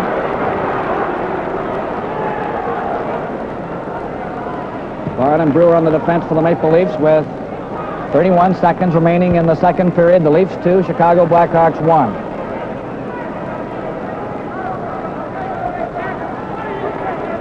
All set for the face-off. The puck goes back into the Chicago zone, and Stan Mikita's back there for it and goes behind his own net. Now he's gaining momentum. A drop pass to Bobby Hull, and turn out to McDonald on the right wing. McDonald up the center. Palat is back on the ice. Up for Chicago over the line. Nevin intercepted the pass and shoots it down the ice with 15 seconds left in the second period. Hull stops it. Passed it into the corner. Nevin had moved up, got it back again. Was jammed in on the boards by Hay. And Mikita comes up with 4 seconds to center ice. Passes over to Hull. Hull waited too long. And the bell goes to end the second period with Keon from Duff and Armstrong and Mahavlich from Kelly and Stewart giving the Leafs a 2-1 lead. And so at the end of the second period, the score, Toronto Maple Leafs 2, Chicago Blackhawks 1. At the end of 2 periods of play, the Leafs own the lead at the Gardens 2-1 in Game 1 of the Stanley Cup Final 1962. And Ward Cornell is standing by now with Toe Blake, coach of the Montreal Canadiens, and Bert Olmsted. Happy now to have as our next intermission guest the coach of the Montreal Canadiens, Toe Blake. Toe, you've had a day to think about it, a day and a half, I guess. Could you evaluate your series with Chicago? Well, Ward, let me first bring up the fact that I thought we had a very good chance of getting into the finals because our team, although we ran into quite a few injuries, our team played very well during the season. But I have to give Chicago credit. Every one of their players played very well, and it was a rough series, but not a dirty series like last year, and they deserve the win. They didn't steal it. Toe, some people have asked me if there might have been a mental or a psychological block with the Canadians going back to Chicago this year after last year. No, on the contrary, Ward, I thought that we'd be up for this series a lot more than last year because they did quite a bit to us, last year, not only in putting the puck by us, but they injured quite a few of our players. We thought it was a dirty series, and all year we kept getting the team up against them, and we did very well during the season. I just don't know what happened in the playoffs. I know we were accused of going out there and changing our style, but I don't know what for, because I only asked the players to go out and play the same way as they played during the season, which was good enough to beat them most of the time. But we ran into a few injuries, of course. I'm not alibiing at all, because this is one series that they played very well, and it's a funny thing, but I thought our boys would be up a little bit more than they were. What about the youngsters playing their first big series? Did they react as you'd hoped or not? Well, I thought a couple of them tightened up a little bit, Ward. Russo, of course, that was his first series, and he played very well during the season. I don't think he played quite as well in the playoffs. Mind you, he wasn't alone. There was a few more. Well, thanks very much, Toe. Certainly we may see you later in this series, and we may see the Canadians in the finals next year. Our next guest now, a Maple Leaf player who has been with us different times during our semifinal series and may be back in the action, Bert Olmsted. By the way, Bert, did you ask? But what does an injured player do? Does he ask the coach if he can play again or not? Well, really not until the day before the game, or game day, Ward. I didn't know I wasn't going to dress until 6:30 this evening. It's between the medical staff and, of course, the hockey committee to make the final decision on this injury, whether I play or dress, or whether I watch. I'm quite happy that I'm sitting out. I seem to get a reading on the trend of the game. I was just going to say, now, one of your functions was to observe, wasn't it, when you sit out? Yes, you... What have you observed? I think this is a real first-class hockey game. It's rough. I don't think it's exceptionally dirty. In fact, it isn't dirty, but it's tough. I expect the third period might slow down a little bit, but the outstanding hockey players will come to bat right now in the third period, and we should see some exceptionally good goaltending. Good. Thank you very much, Bert Olmsted. John Bauer, everybody that plays professional sports is a competitor. And you were a competitor. You didn't want to be beaten in practice. You didn't want to be beaten in a game. Bert Olmsted was a competitor, and maybe a notch above an awful lot of people in that department. He really did compete game in and game out, and his attitude was just that, wasn't it? Yes, it was, and of course, coming from Montreal, he didn't know the word to lose, what lose was, and they were taught to win and win and win and win. And I can tell you a story about Bert, too. When we first got him, I guess it was the second year, I knew he was a great competitor. But he wasn't the greatest skater in the world, mind you, and he told me one day, he says to me, he says, John, I'm going to tell you something. He said, when I go down that wing, he says, and I get caught, he says, you better stop that puck. And he says, because he says, I'm going down there for you, and he says, maybe I'm slow coming back, but he says, I don't want you to score. Make sure he doesn't score any goals on my side. So all the goals are going on George Armstrong's side, not Rooney's. So he got a little perturbed at me there. But he was a great competitor, there's no doubt about it. He was a loner more or less in his own way, but he just hated to lose. Now, John, in the dressing room, if a youngster or an oldster wasn't pulling his weight, Bert Olmsted was one to stand up and get right in his face, wasn't he? He would get in there and just tell everybody, hey, Bert didn't care at all. He'd tell everybody, look, we got to win this game. There's no, we don't want to lose. We got to win it. Everybody's got to do their job. And, it certainly helped the younger guys, too, as well. So Bert Olmsted, a big part of the Leaf intensity as they tangle with the Chicago Blackhawks. April 10th, 1962, and they have a 2-1 lead at the end of 2 periods of play. This is Molson Canadian Sunday Night Classics on Leafs TV. You see the summaries of the first 2 periods. Bobby Hull in the first with his 5th of the playoffs, then Dave Keon and Frank Mahovlich scoring in the second period. Let's revisit those goals. Hull gets it back to the blue line to Palat. Palat fakes a shot over here to Nikita. Here's the pass to Hull. Hull shoots. He scores! Bobby Hull fired a quick one, and it's 1-0. Out at center ice, Nikita was Warren and McDonald. Armstrong took it away from him. Gets up over the Chicago line. A flip pass for Duff. He's closing in. A pass for Keon. He scores! Martin kept it in. Stewart went after it. Stewart still has it. Passed it right to Mahovlich. A shot. He scores! You're watching Molson Canadian Sunday Night Classics on Leafs TV. Referee Eddie Powers has called the teams to center ice now for the third period. Chicago defending the north end of my left, and the Maple Leafs the south end of the right. Here's Mahovlich in the penalty box. He has 1 minute and 30 seconds left. Chicago will have the odd man advantage, playing 6 men to 5. And they have Hay at center ice with McDonald and Hull on the wings, Palat and Nikita on the defense. That's 4 forwards and 1 defenseman. Fulford with Nevin and Stanley along with Horton.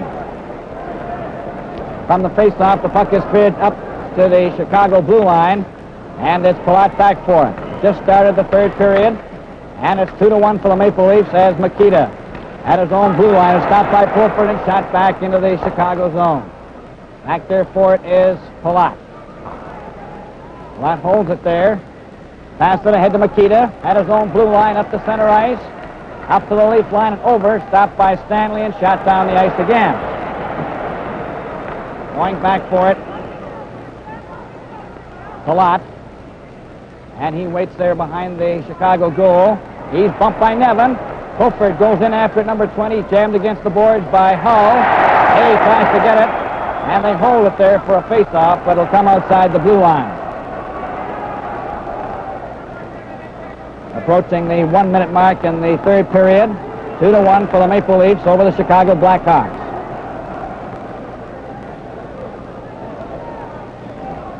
Hay with McDonald and Hull. Palat and Nikita.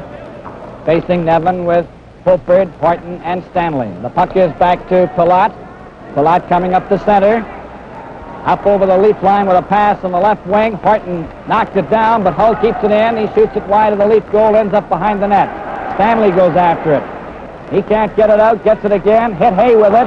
Hay, number 11, tried to center it. Horton fell into it, he didn't see it.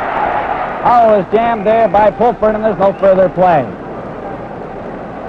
Face off in the Maple Leaf zone to the left, and the Blackhawks pressing with 15 seconds left in Mahovlich's penalty. And the Leafs lead 2-1. Face off in the Maple Leaf zone to the left. Hay with Hull and McDonald. Palat and Nikita. And from the face-off, Nevin intercepted that pass and goes down the right wing. Nikita trying to get back. He takes his shot, and Hull caught it and left it there for Nikita. Nikita passed it back in front of his own net, and Hull grabs it. Bobby Hull's on his way. At his own blue line to center. Up over the Maple Leaf line. Trying to cut around the defense. He does. He shoots. Oh, and Powers stopped that. On Bobby Hull and right in. Beautiful play by Bobby Hull, but he just failed to score. Mahovlich down the right wing. Over the line. Takes a shot. He's going in, and Hull knocks it out to the side. It's cleared out to center ice. Keon back to Horton. Horton off the boards for Keon. Keon shoots the puck back into the Chicago zone, and Nikita's back for it. Mahovlich tried to check him. Nikita gets it out, races after it, and Brewer gets back for it. Brewer at his own blue line. A pass over here to Keon. Up over the Chicago line. Back to Brewer. Brewer's closing in. He took a shot. Gets it again. Duff took a whack at it. Evans, watched by Keon, chased off to the side. And he's held there for a face-off in the Chicago zone. We played 2 minutes and 25 seconds of the third period. Leafs 2, Chicago 1. Keon, Duff, and Armstrong with Vaughn and Brewer. And it's Nestorenko with Fleming and Warren. Now then Horvath out there. Nestorenko is going off the ice. Makita comes back out again. Fleming stays out, and Warren. Not for a moment that Coach Rudy Pillis was going to juggle his line around, but he's changed his mind, and they're all back at the bench. All set to go from the face-off. It's Duff in the corner, being watched by Evans, jammed against the boards. Makita clears it the opposite side. Fleming gets it out to center ice. Keon goes back after it. Warren tried to check him, and it's cleared right to St. Laurent. He and Fleming bumped together. Fleming then stick handles by Armstrong, bumped into him, and it's Vaughn, a pass to Duff. Shoots the puck into the Chicago zone, goes after it. Evans beat him to it. Then Keon stole the puck to Armstrong. Armstrong couldn't get a shot. He's jammed by St. Laurent. The puck goes out to center. Brewer waits for his teammates to get onside. A pass is stopped by Makita. And then Brewer gets back to cover him. Brewer over to Vaughn.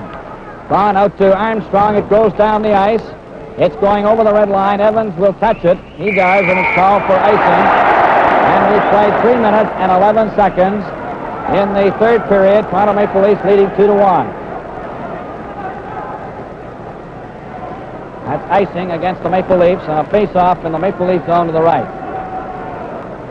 Duff with Armstrong and Keon, Brewer and Vaughn, Makita, Warren, McDonald, St. Laurent, and Evans. Now then Mahavlich is coming out with Kelly and Stewart. Leafs making frequent changes now. Horton and Stanley. Horvath with Fleming and Nestorenko.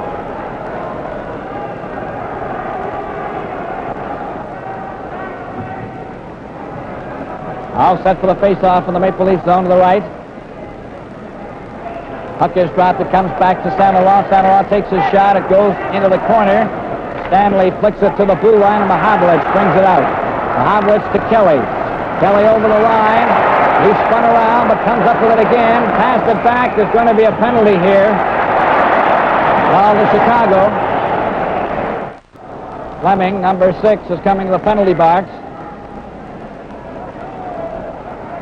Fleming of Chicago gets the gate, giving the Leafs the odd man advantage, playing 6 men to 5. They lead in the hockey game 2-1. Toronto Maple Leafs 2, Chicago Blackhawks 1. Chicago penalty, number 6, Fleming. 2 minutes for hooking. A hooking penalty. Time 3:26. 3:26, the time of the penalty for hooking. On the face-off, Kelly goes after it. He passes back to Stewart to let it go. Horton passed it back to him. Stewart then tried to relay it. Evans takes Kelly out. Stewart trying to pass it back to blue line. Turner bumped into him. They go against the boards. Stewart kicked it to Kelly. Passed it right in front to Stanley. A shot. And that's right in front. Stewart to the left as he ran into Evans. Puck goes against the boards, and they hold it there for a face-off. In the Chicago zone to the left. Evans may have been caught with a high stick. He's all right, though. He's now skating over to the Chicago bench, number 5, Evans. Toronto Maple Leafs 2, Chicago Blackhawks 1. Coming up to the 4-minute mark of the third period, 2-1 for the Maple Leafs. They have the odd man advantage. Kelly gets it back to Horton. Horton takes his shot right on. All stopped that, and it's cleared out and down the ice past Stanley. Bauer stopped it, even though it's off the net, and Stanley goes back for it behind the goal. He gives it to Mahavlich. Mahavlich down the right wing at center ice. Up over the Chicago line. Stops. Takes his shot. And ball stops that. Vasco cleared it off the boards, but not out. Horton took a shot. That goes into the corner. Vasco comes up with it again. Finally gets it down the ice. And Stanley has to go back for it. Stanley behind the Maple Leaf goal. Now leads the attack. 4 of them up at his own blue line, the center, making headway on the left wing, shoots the puck into the Chicago zone. Glenn Hall stopped it. Then he came out of his net. Here's the pass for Duff. And he fired right across the goal mouth. And Armstrong tries to get it loose, and it's cleared by Chicago down the ice. Bauer stopped it, and Stanley comes up with it. Fleming has 30 seconds left in his penalty. We passed the 5-minute mark now in the third period. A long shot. That was caught by Glenn Hall. Handed Armstrong. Armstrong took his shot. Glenn Hall caught it and held onto it for a face-off. And the face-off is in the Chicago zone to the left. Eppings, Vaughn and Brewer out into the fence. Armstrong with Keon and Duff. Bobby Hull with Vasco, Palat, Nestorenko. From the draw, it comes back to Bobby Vaughn. He takes his shot. Hall caught that and held on to it. And there's another face-off in the same spot. 14 seconds left in Fleming's penalty.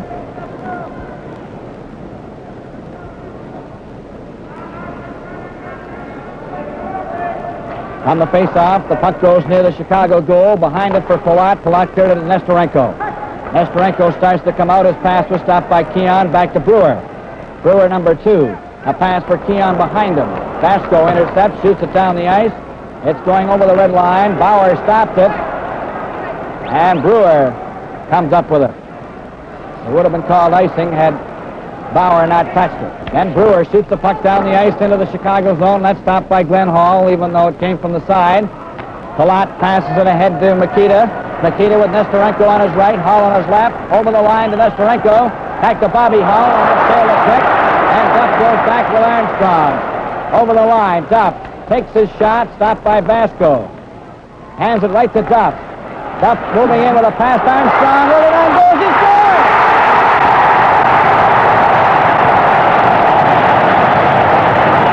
Armstrong makes it 3-1.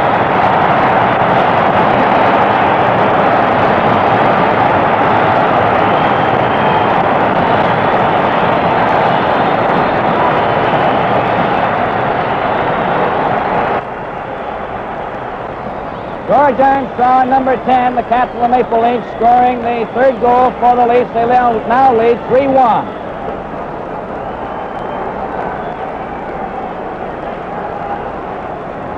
Leafs goal scored by number 10, Armstrong. Assist, number 9, Duff. Time, 6:03. 6:03 was the time of Armstrong's goal from Duff. Bobby Hull takes a long shot. Bauer stops that. Clears it to Litzenberger. Litzenberger off the boards for Pulford. It slides down the ice. And it's Saint Laurent back for it, number 19. He's behind the Chicago net.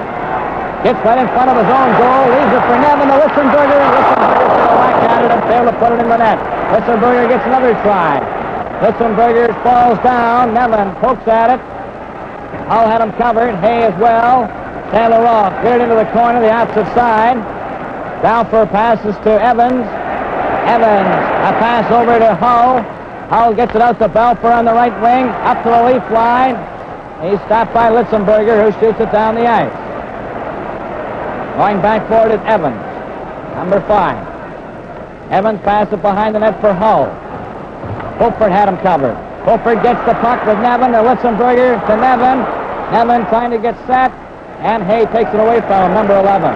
A pass out to Hull, who ran into Stanley. Balfour tries to get through. Pulford had him covered, but Hull carries on in his pass, intercepted by Litzenberger.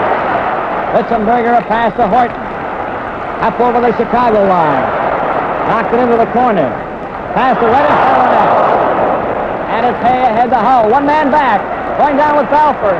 And took the puck away from him. And it was shot over the glass by Horton.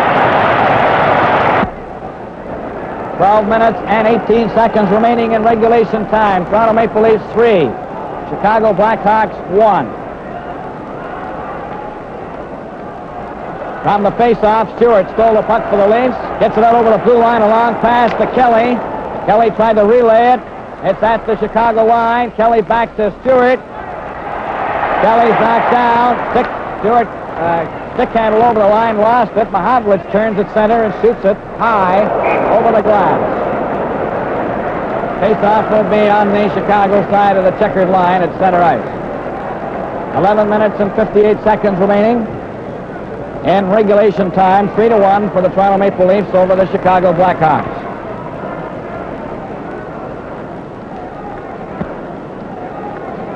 On the face-off, it's Kelly to Mahavlich.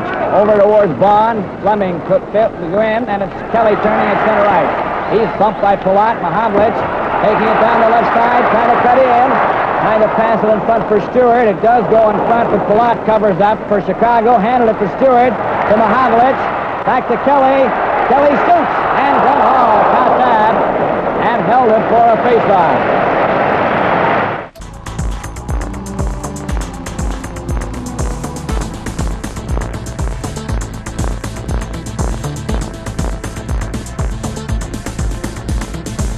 Face-off is in the Chicago zone to the left. It's Keon with Duff and Armstrong, Stanley and Horton.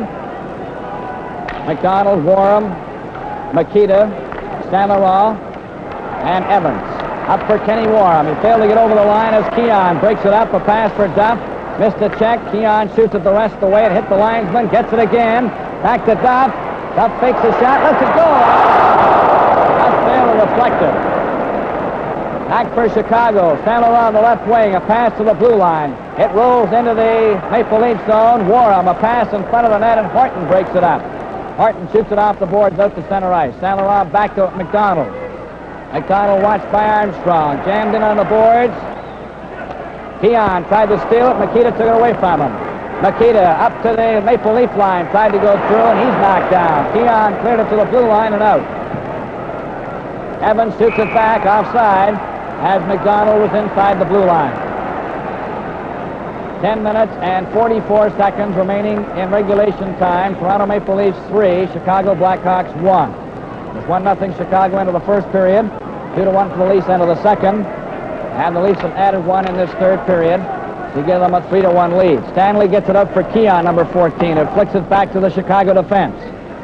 Evans off the boards for Makita and Saint Laurent. Keon covered him. Puck goes to Horton. Horton back to Stanley. Stanley back to Horton. Up the center. Takes his shot into the Chicago zone. Glenn Hall stops it there. Warham back for it. He's watched. Then it's Armstrong passing it right in front. Keon just failed to deflect it. Keon shot it back into the corner. Armstrong keeps it in. Pass to Duff. He's right in front of the net. A shot. Right in front of Keon. Another shot by Hall. Armstrong centered it to Duff. Duff takes a whack at it, and Makita comes up with it for Chicago. Up the center. Up over the leaf line. Breaking it on goal. Right in on goal. And he's stopped by Bauer. Duff, a pass for Armstrong, failed to click. Horton moves up the center as Makita came within an ace of putting the Blackhawks right back in there. 9 minutes and 35 seconds left in regulation time. Up for Bobby Hull. Up to the leaf line. Over. Into the corner. Horton skated him off. Litzenberger, a flip pass for Nevin. Nevin off the boards. He cammed one out to Pulford. Pulford, number 20. Stick handling at center. Finally shoots it into the Chicago zone. Going back for it is Vasco. Vasco gets it ahead to Bobby Hull. Hull hit Hay with it. Goes back to Vasco. Vasco to Bobby Hull. Over here to Palat. Palat up to center ice. Hay on his right. Balfour on his left. Over the line. Into the corner. Brewer skates him off. Kicks the puck to Nevin. Nevin tried to get it out, and Hull tipped it over the glass into the box seats. 8 minutes and 48 seconds remaining in regulation time. Toronto Maple Leafs 3, Chicago Blackhawks 1. First game of the Stanley Cup Finals. All set to go for the face-off. It comes back to Palat. Over the blue line. Stopped by Brewer. Brewer breaks away with Pulford. Couldn't get at any further than center. And it's Bobby Hull now getting his break for Chicago. A long shot wide. Rebound came all the way up to Litzenberger. Litzenberger to Nevin. Back to Litzenberger. Back for Bond.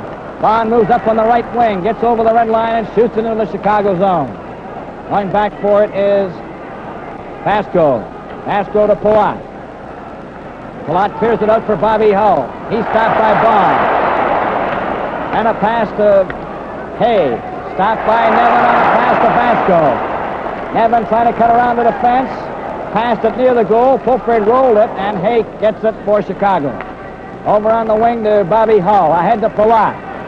Up with Balfour. Over the line. Palat waits. Takes his shot. Brewer knocked it down, and Fulford gets the rebound. He's jammed against the boards. And it goes to Hay. He cleared it back. Palat couldn't get back into position. Goes back to center ice. Over to Vasco. Vasco shoots the puck in. Here's Balfour getting a chance. Rolling it out in front. And Bond clears it over on the right wing to Stewart. Stewart up with Fulford. It takes the pass on a skate. Tried to cut through. And he was covered by Hay. Jammed in on the board.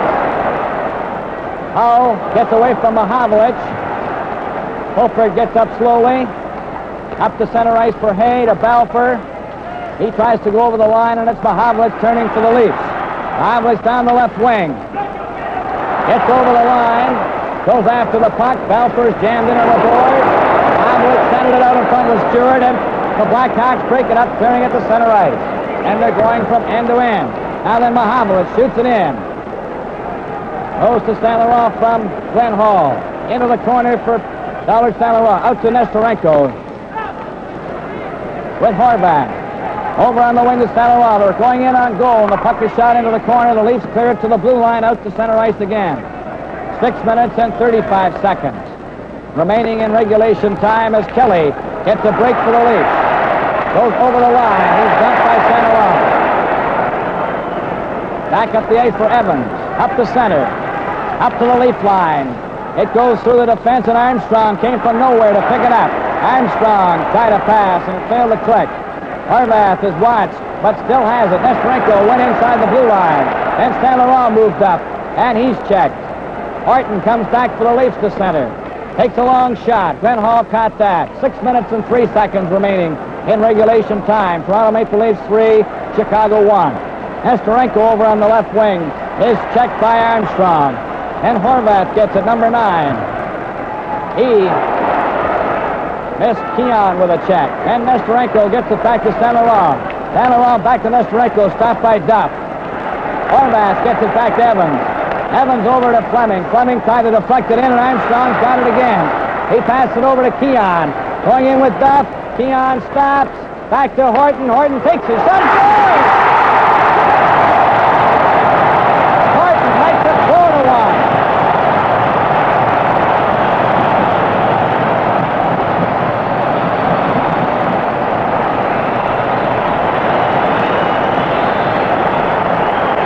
From Keon, and it's now 4-1.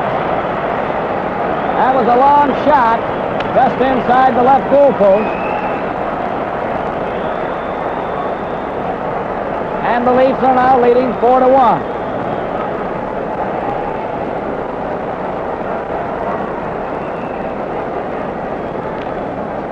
On the face-off, it's back to Warren. He lost it to Keon, who was dumped. It's Vasco now of Chicago at his own blue line. A pass to Warren at center, over the line, stopped by Bond. McDonald, a pass over on the other side to Makita. Makita gets over the line. Horton. Assists, number 10, Armstrong, and number 14, Keon.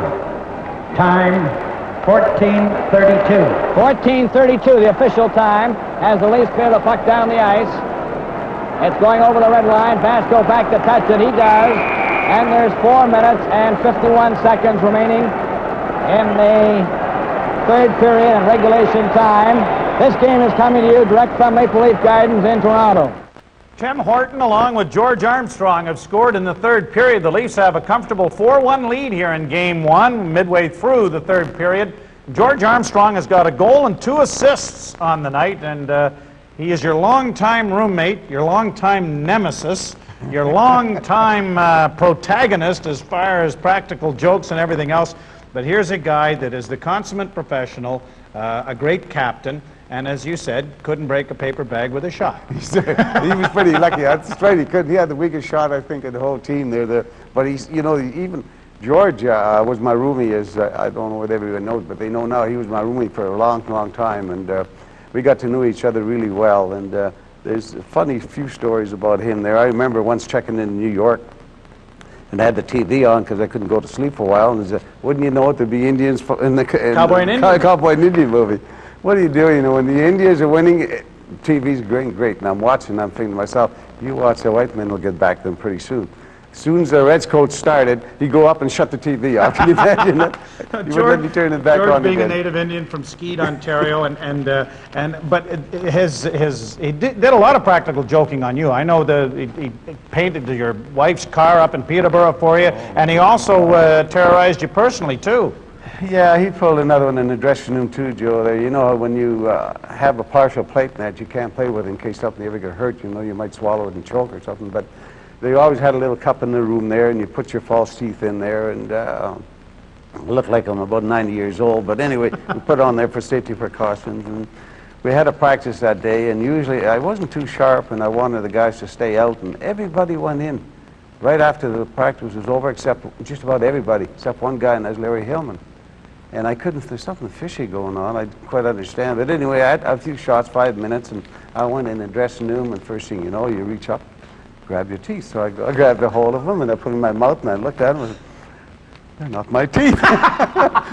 So I said, I blamed Eddie Shack first. I thought it was Shacky that was fooling around in the dressing room. We had a lot of harmony in our team, in our dressing room. So, and then Shack says, it was your roomie, George Armstrong, that did that. So I went to the chief after, and I said to George, I said, where'd you get these teeth from? He says, you know, he says, I live in Bayview there, and I got a buddy that works in the funeral home. And I said, oh, come on. No, you didn't. But, oh, they taste awful anyway, I know that. So. Did you get the real ones back? Yeah, I finally got them back. Good, oh, yeah, thank goodness. He's a special guy, and I know that you have a real deep and long-lasting friendship. Yes, we have, and we still have, although the last year he's been scouting and all that. He's still waiting for that quarter for me to give him so he can phone me. And I told him, you phone me first before I give him a quarter. All right, we'll pass that along when we see him here in another couple of days. But at this particular point, the chief and his roommate are having their way with the Chicago Blackhawks. George Armstrong has a goal and 2 assists. John Bauer's allowed just 1 as the Leafs lead 4-1. Let's go back upstairs to Bill Hewitt. The official time of that last goal was 14:32, Horton from Keon and Armstrong. And it's 4-1 for the Maple Leafs.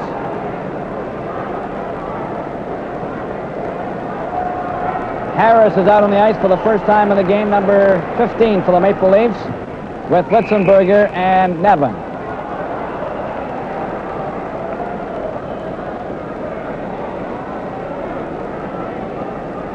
It's Hay with Hull, and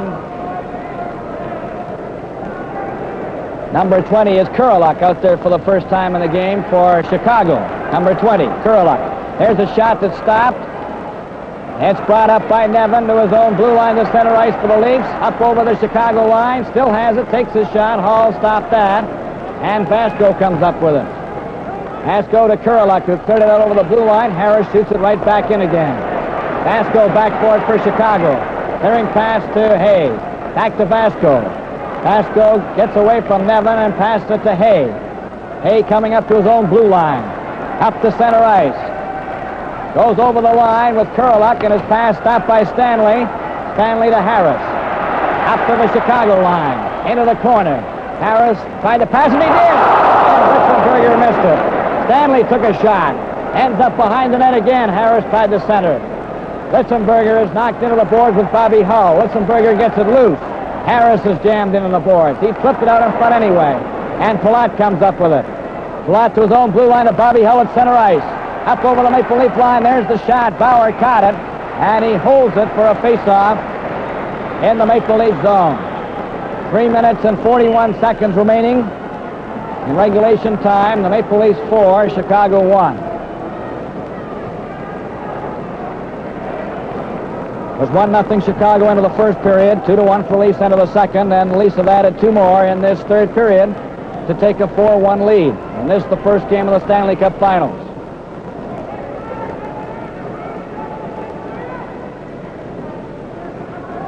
Bond taking some tape off his stick, giving it to referee Eddie Powers. Face off in the Maple Leaf zone.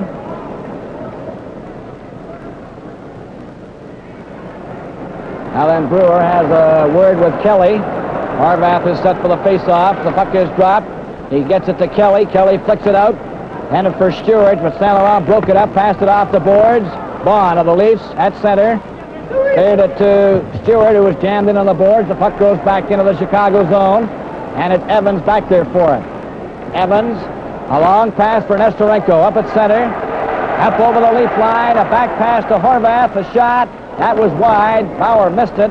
St. Laurent take the shot, and it came in front, and Brewer cleared it out to the side. Fleming now gets a chance for Chicago right in front, and Horvath shot it wide. It's back to Evans, a shot. Horvath knocked it down with his glove. Fleming gets it loose, trying to center it. Mahavlich has him covered. Horvath passes to Nestorenko. Nestorenko goes behind the Leaf goal. Brewer grabs at him. Stewart then comes up with the puck, cleared it behind the Leaf goal.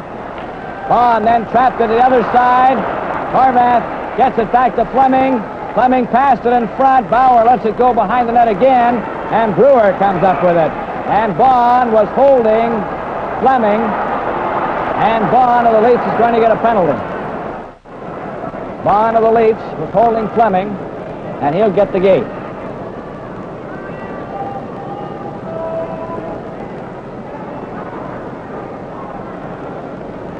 Face-off is in the Maple Leaf zone, and Keon is out there with Duff, Horton, and Stanley. Leafs penalty, number 12, Vaughn. 2 minutes for holding. Time 17:22. Vaughn of the Leafs, number 21, is in the penalty box for holding at 17:22. It's Makita, McDonald, Hay, Palat, and Bobby Hull. Keon with Duff, Horton, and Stanley. The false start with Duff jumping into the circle in a hurry. All set to go. The puck is dropped, and Stanley's back for it. Stanley flicks it off the boards for Duff. Duff races down the ice with one man back. Duff takes a long shot wide. Ends up behind the goal into the corner. Oh. Missed Duff, but got the pass to Makita. Makita to Bobby Hull on the left wing to center. Up over the Leaf line, stopped by Horton. Makita follows up. Passed it in front of the net to McDonald, a shot, and Bauer stopped that. Hay kept it in with Makita, cleared the other side. Keon then flicks it out and down the ice. 2 minutes left in regulation time. Toronto Maple Leafs 4, Chicago Blackhawks 1. Up the ice for Billy Hay to center ice. Over to Makita, to Bobby Hull over the line. Hull, a flip pass and hit that. And he just failed to get a breakaway. As Bobby Hull gets back to cover up. 1 minute and 40 seconds. A pass to McDonald. McDonald over to Palat. Palat back to McDonald. Up at center ice. Stanley took a whack at it. Makita passes to the open wing. Palat overskated it the first time. Finally shoots into the Leaf zone. Bauer stops it. Stanley then finds an opening and shoots it right down the ice. Glenn Hall stopped that one. 1 minute and 12 seconds remaining in regulation time as Stan Makita up to his own blue line, up to center ice, up over the line. He was stopped there, and Armstrong gets it out to center ice. Palat over to McDonald, stopped by Armstrong. Less than a minute to go in this period. Armstrong finds an opening, shoots it down the ice. Bond has 15 seconds left in his penalty. 48 seconds remaining in regulation time. Makita was stopped. Bobby Hull behind the net. Starts out. Up to his own blue line. Here he goes to center. Fakes the slap shot this time. Goes into the corner. Horton skated him off. Armstrong, a pass to the blue line. Evans is hit by Bond. Armstrong failed to get it out. Bond shoots it out to center ice. It goes back into the Chicago zone. And Makita's back. Evans is back for it. As Evans comes up to center, a long shot. Bauer stops that. 15 seconds left. Shack is out on the ice. Shack finds an opening and shoots it down the ice. It's rolling to the red line, but it won't roll over. Stanley gets it, 2 seconds, one. The bell goes, the game is over. Toronto Maple Leafs scoring 2 goals in the third period, coming through over the Chicago Blackhawks in this first game of the Stanley Cup Finals. Ladies and gentlemen, here are the 3 stars selected tonight by Gordie Howe. The first star is Dick Duff of the Toronto Maple Leafs.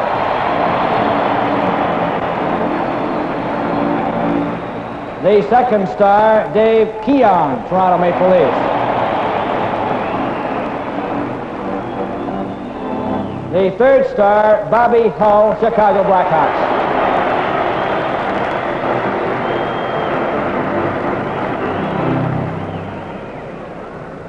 On behalf of Imperial Metro Agents dealers throughout Canada, Imperial Oil compliments tonight's complete market summary. The final score, Leafs 4, Chicago 1. The goal. Ward Cornell here with Gordie Howe, and Gordie, your reasons for the stars. Well, my reason, Ward, is simple that I thought Duff, in achieving the first star tonight, played a very strong game, and he showed a lot of aggressiveness right at the start of the game. I think that influences 2 linesmen, Armstrong and Keon, and he also was, as I noticed while sitting out there, every play that come back into his end, he's back in there digging and back checking, so naturally you'd have to give a man who played a strong game first star.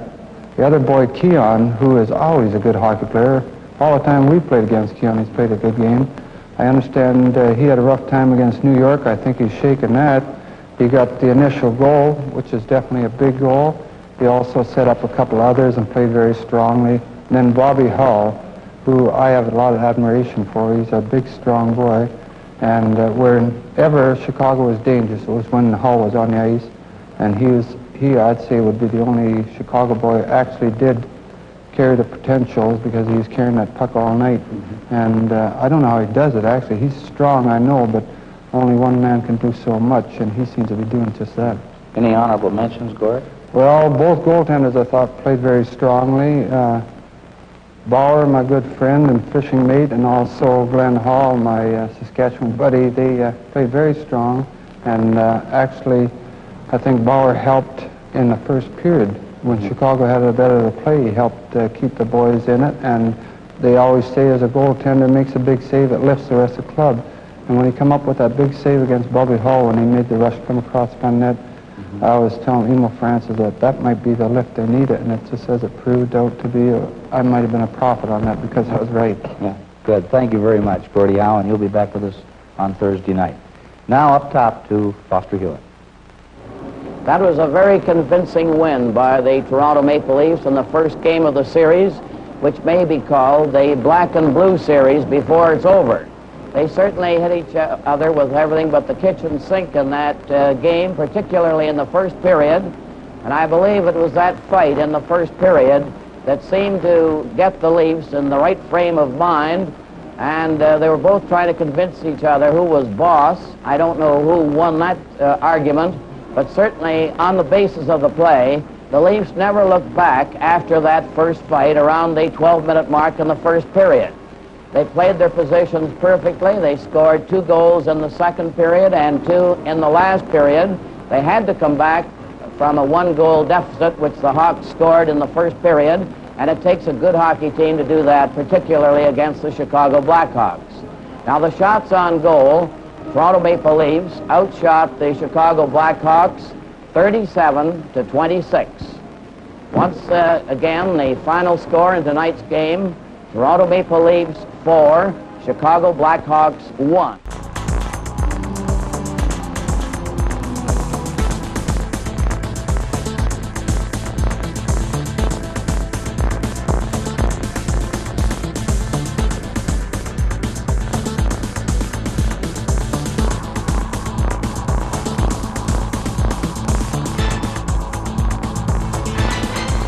The Leafs win Game 1 by a score of 4-1. April 10th, 1962, Game 1 of the Stanley Cup Final. This is Molson Canadian Sunday Night Classics on Leafs TV. The Leafs win Game 1. John Bauer gets injured in Game 4. Dippy Simmons, his nickname, Don Simmons, came on and played very well. I can recall an 11-year-old boy in Sudbury sitting in front of a black and white television set crying big crocodile tears when you left that game.